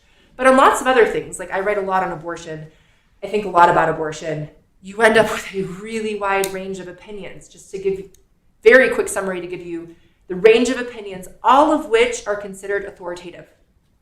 It is not to say that they're all considered authoritative. At the most restrictive, there is no abortion allowed after implantation of a fertilized egg unless the life of the mother is at stake. Next up. Which is already more radical which is than already the more predominant radical. Christian view of And also is that implantation. So IVF embryos, there's no mother's womb involved. All Muslim scholars are in universal agreement that an IVF embryo isn't anything that gets specific legal protection. And likewise, Plan B, which is the medication someone can take if they're concerned they might be about to get pregnant, no issue at all because implantation hasn't occurred. That's the most restrictive view. Then we have scholars that say actually up to 42 days, and that's based on a certain hadith, up to 42 days, probably okay. Then we have actually a lot of, especially in the Hanafi school, majority opinions that say up to 120 days, which is about 21 to 22 weeks of pregnancy. Some scholars at the 120 days say there needs to be valid excuse. So there needs to be, and the valid excuses range from things contemporarily like rape victims, those sorts of things, but also historically things like, and this is actually a really interesting example, a mother who is already breastfeeding a child and is concerned that her milk is going to run out if she carries another child to term. That was considered valid excuse for ending a pregnancy and actually gets adopted by Jewish scholars as valid excuse. And we see this coming actually out of Spain at the same time, that they both end up adopting this idea of valid excuse. There's a whole nother, I could keep going on. We could have a whole lecture just on abortion. But just to give you the sense, and interestingly, similarly, this question of the life of the mother is, and this is an important distinction from American law. It's not simply that a woman may terminate a pregnancy in that sense. She's actually religiously obliged in that case to put a priority on her own life. And we see really similar reasoning within the Jewish tradition. So all that's to say is that probably fiqh, or like the human endeavor to try to understand God's will, fiqh is the legal term. It's probably much more similar to midrash, just these long discourses of trying to understand how we reconcile these passages and our contemporary understanding. Let's stay just for another minute on abortion, because it's obviously a very charged issue. It's going to be on the ballot in November in a big way in this country. And at this point, you probably know more about what halakha says about abortion than I do, to be honest. And Rachel also knows a lot, since she wrote a paper on it. But so it seems like it's more similar than different in Judaism and Islam. But are there significant points of departure, or would you say that in general strokes, what Judaism and Islam say about abortion is the same? I would say in general strokes, they are the same. And for any of you that are really interested, I've written a very long piece that will be coming out in, strangely enough, BYU Law Review. And I was like, okay, if you want to publish, I think you're really into religious freedom. So I was like, great, it'll be published, great. Very happy. So that'll be coming out in about 6 months. So I have a piece that I've just written on Jewish and Islamic legal approaches to abortion. There's really interesting similarities.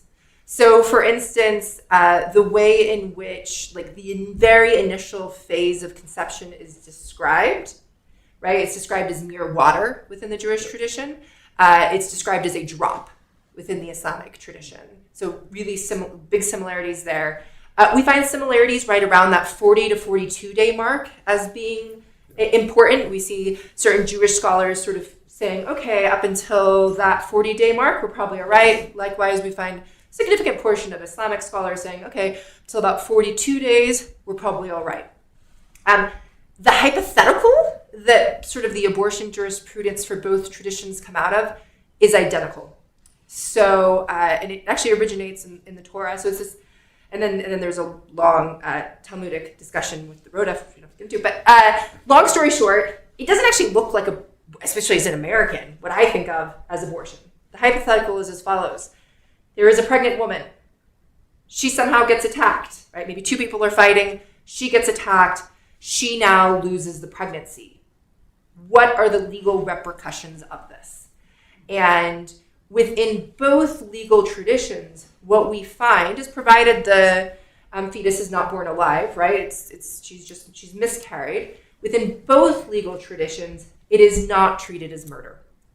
It is treated as something less than. It is fine-based, and in both legal traditions, there's a discussion that the loss of the fetus is somewhat akin to the loss of a tooth, right, or an eye, or right, that it is somehow a part of the mother's body, and so therefore the fine is going to be analogous to her having lost a portion of her body. Now, who that money is owed to, we end up with like some definite patriarchal norms. But we see actually this exact same, it's just a parallel line of reasoning that in that instance, it's not a full human life, it's a potential human life, and therefore, while there is going to be some sort of punishment, some sort of legal repercussion, it is going to be less than a full human life. And we see, particularly in sort of more modern interpretations, although historically within the Islamic tradition as well, then this question of, well, what if the woman is the one causing the loss herself? So this is how we end up with it being abortion jurisprudence. And so while historically within the Jewish tradition, that fine was owed to the father because it was considered his property, we do see some contemporary scholars saying, well, if the father is okay with it, then no fine is owed. And within the Islamic legal tradition, you have some scholars that say that fine is owed to the would-be inheritors, but other scholars who say no, if it's the same as if she'd lost her tooth or lost her eye, then that fine is owed to herself, and if she's the one that caused the injury, then no fine is owed. Which is probably more technical than many of you were. I don't know if there was a hand. I don't know. Is that okay? Quick question. Yeah, I mean, I've got one more area that I wanted to discuss together, and then I was going to open it up. But go ahead. The example was it like an accidental where you had the people that were fighting, and it was like a reckless behavior that led to the. Correct. Is there an example with like an intentional? Can you just, for the sake of people on live stream, just sure. So the question is sort of the hypothetical as presented is of an accidental injury resulting in miscarriage. Is there any hypothetical of an intentional attack or an intentional loss? My understanding is that within sort of like the Jewish legal tradition historically, not as much. There is a very early example within the Islamic legal tradition under the Caliph Umar ibn Khattab.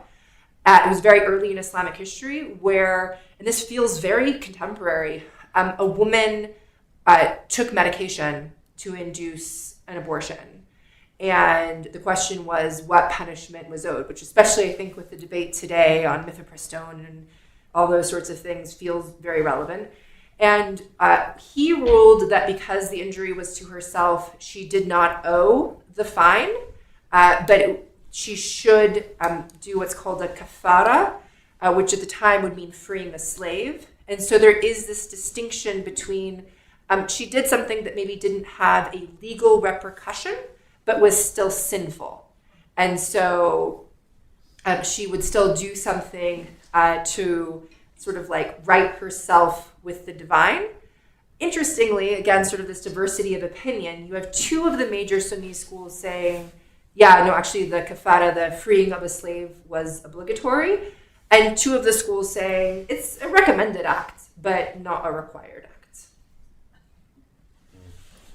I was going to take us in a slightly different direction, and then we will open up, see if there's other questions. But something you and I touched on briefly in the conversation that we had yesterday that I'm fascinated by, because in cultures that are predominantly secular, where people don't feel, in Judaism, there's the concept of chiyuv, which is the feeling yourself to have a halachic legal obligation to practice the religion, right? And I think for many people in a predominant culture where everything is seen as choice and everything is what we choose to do with our leisure time, including religion, right? It's just interesting to me that people who are not part of, Orthodox or conservative Judaism find the idea that spiritual religious life can be somehow legislated to be a sort of paradox and even sort of anathema. Well, my spiritual life is just, my spiritual life. I just cultivate this inner life and I kind of meditate or I pray. But, I think that something that I think is very common to both traditions is that actually, no, our religious lives are legally obligated. So it's like, in Judaism, if you are a halachic Jew, if you're an observant Jew, it's Shabbat now, we have all the various laws of Shabbat, we have legal halachic requirement to pray 3 times a day, etc., etc., etc. And so I wonder what your take on that is, again, in terms of the sort of the two narratives and how you see that played out. My sense is, and correct me if I'm wrong here, that actually I'm sure I am wrong.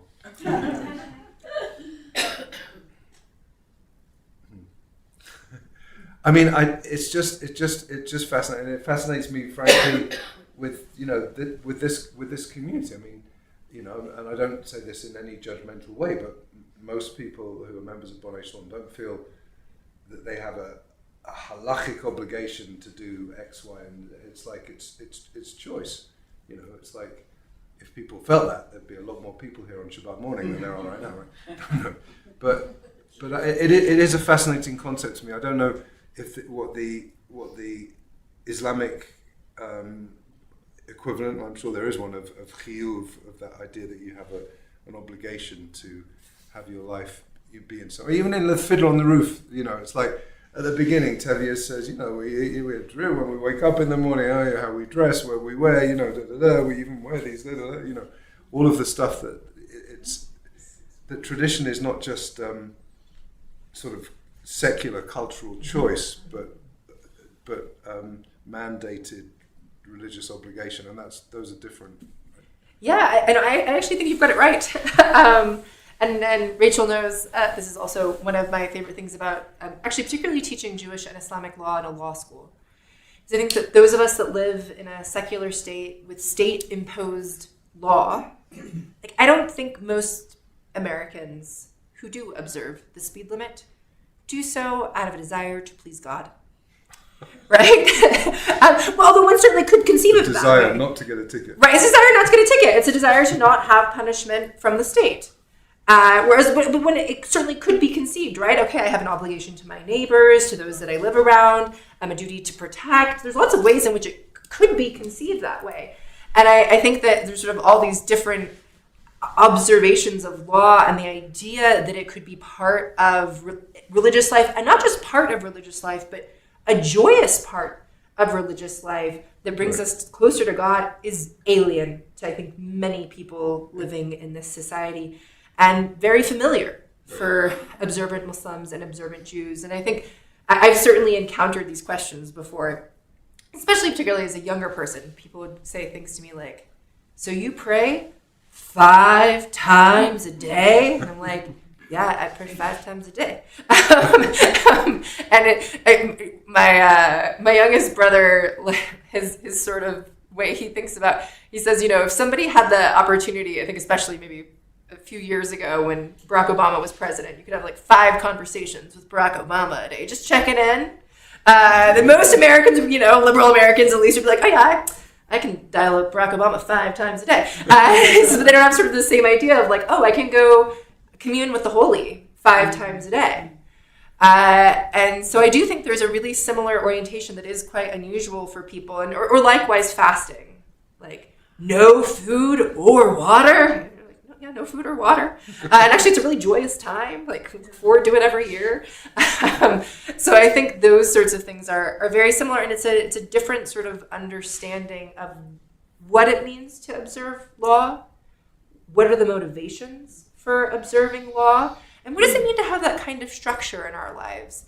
I was talking actually with a friend who's not Muslim or Jewish, and she was saying that she thinks most people actually crave a lot of the same structure that religious people who follow religious law have, right? So I have friends who, and the meditation can be beautiful. I love to meditate sometimes, but they're like, I meditate at 7 a.m. for 30 minutes every day, and then another 30 minutes in the evening. And I'm like, that sounds a lot like structured prayer. Or even the ways in which people regulate around food. You guys, everyone here lives in Boulder. Right? There's gluten-free, paleo, right? There's all the, and are often combined together. And I think that in some ways that's the human inclination to food purity, right? That we, in some ways, if we're going to be eating food, want our food to feel pure, and somehow in ourselves that we also have a greater level of purity or conscientiousness. So I think there's these other ways that it comes up as well, and having the structure of religious law. And there certainly are times when religious law can feel oppressive, when it can feel less like a choice. I think especially when there are sometimes really intense pressures of community, or where there is not as much accommodation for that difference of opinion. I, for one, rely a lot on difference of opinion. So this is a very trivial example that when I was 15 mattered a lot to me, which is that Muslims wash before prayer, including their hands, and your fingernails are part of your hand. And so the question was, if you washed your hands before prayer and then put on fingernail polish, would your ritual purity of your fingernails be okay if you then subsequently washed your hands for another prayer with the polish on.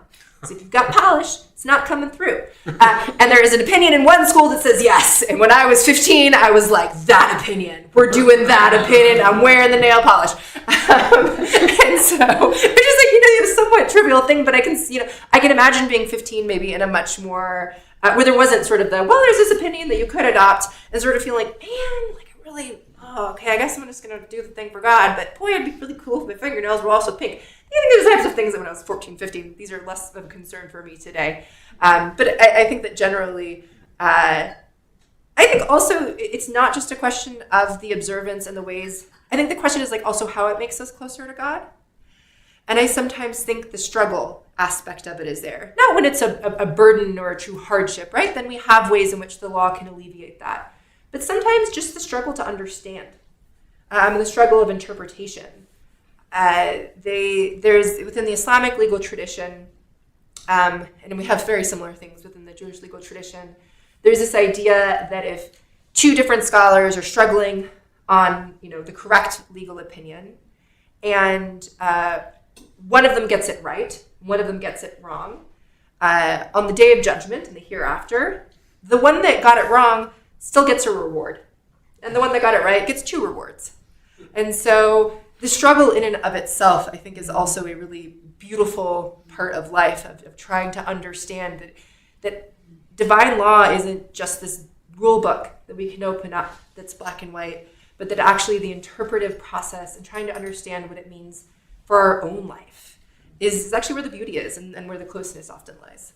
Yeah, it's like the Talmudic story, which I'm sure you're familiar with, Elu Divrei Elohim Chaim, these opposite opinions, and the voice comes down from heaven saying, these words and these words are both the words of a true and living God. So there's always that kind of sense. I think before we open it up, I just got one more, just an observation that you can comment on, and with 2 examples of it, because I think that what I'm getting from this conversation is that in an ideal world, and we don't obviously live in an ideal world right now, and the tension between Jewish communities and Muslim communities is pretty awful at the moment for understandable reasons. But like people who feel an inclination towards a religious life, in some ways, in a utopian kind of world, are much more connected to each other than people who don't. And there were 2 examples of this, I think. We were quite involved at one point in Roots Judur Shorashim, which is a grassroots peace-building organization in the West Bank, which is basically enlightened Jewish settlers and Palestinians who are working towards an understanding that neither people are leaving, And I hosted for a Shabbat dinner actually in my house, Rabbi Hanan Schlesinger, who is an Orthodox rabbi living in Alon Shvut in the West Bank, and Ali Abu Awad, who is a Palestinian activist who also lives in the West Bank in a Palestinian village very close to, and they were both in my house for Shabbat dinner, and we had a lovely Shabbat dinner. And when it came to, there was wine on the table, and Ali was drinking wine, and Hanan was really, really upset. He's like, "You're a Muslim."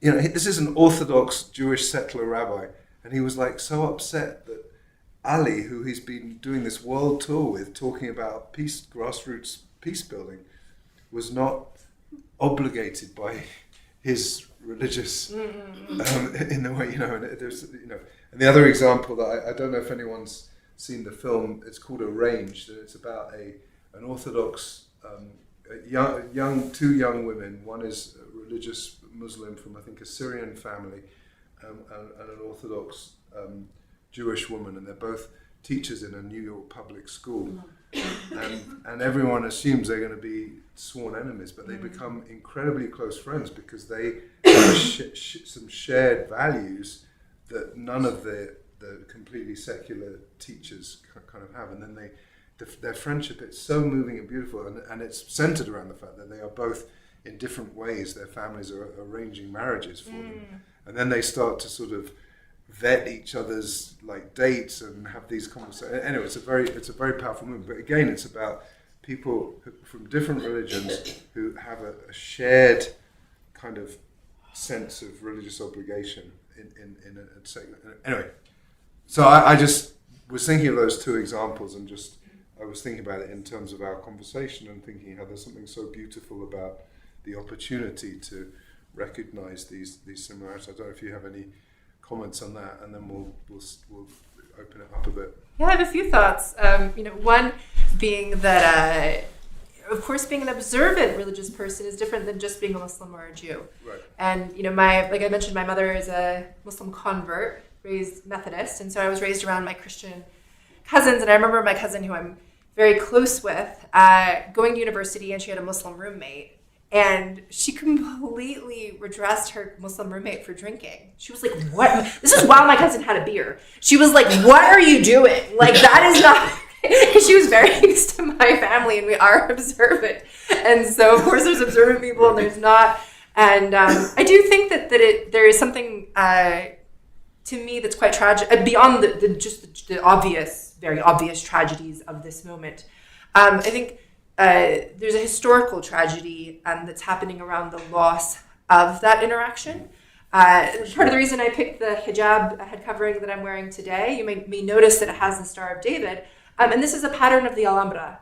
So this is a pattern of the Muslim building in Granada, Spain, that was part of Andalusia, that was part of the time, hundreds of years, where Muslims and Jews were in close interaction, not just as neighbors, although as neighbors and things along those lines, but also deep intellectual interaction.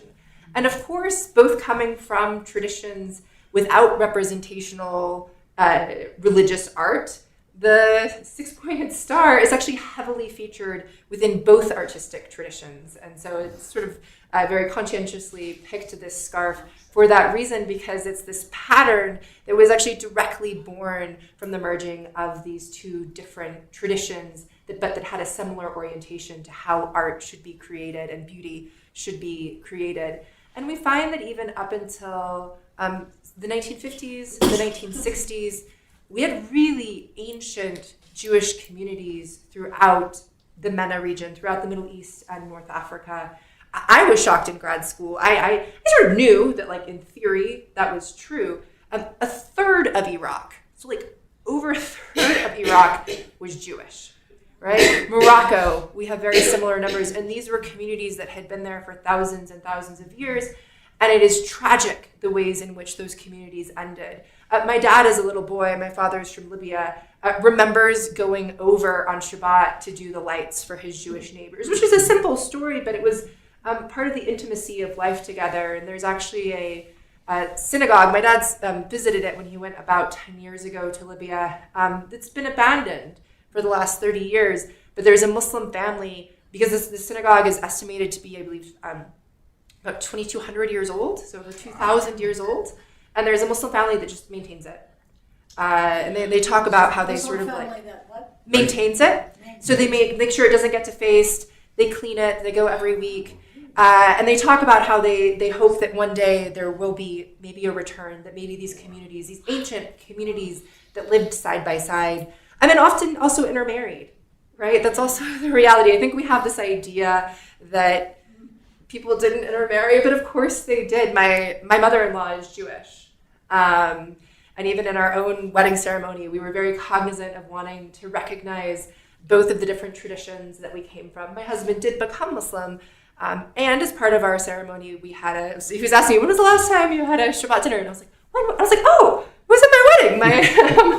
My husband's grandmother did the blessing for us, and we had our challah, and we did the blessing, and so, at least for me, I think there's really been a richness of understanding that's bidirectional. So if we look at someone like the Rambam, Maimonides, there was certainly different intellectual stimulation and understanding of one's own religious tradition that was deepened and enriched through this interaction with the other. That's why I'm partially so fascinated, because there's a way in which the other, right, can be something that's frightening, can be something that we want to separate from. And there's a way in which the other can help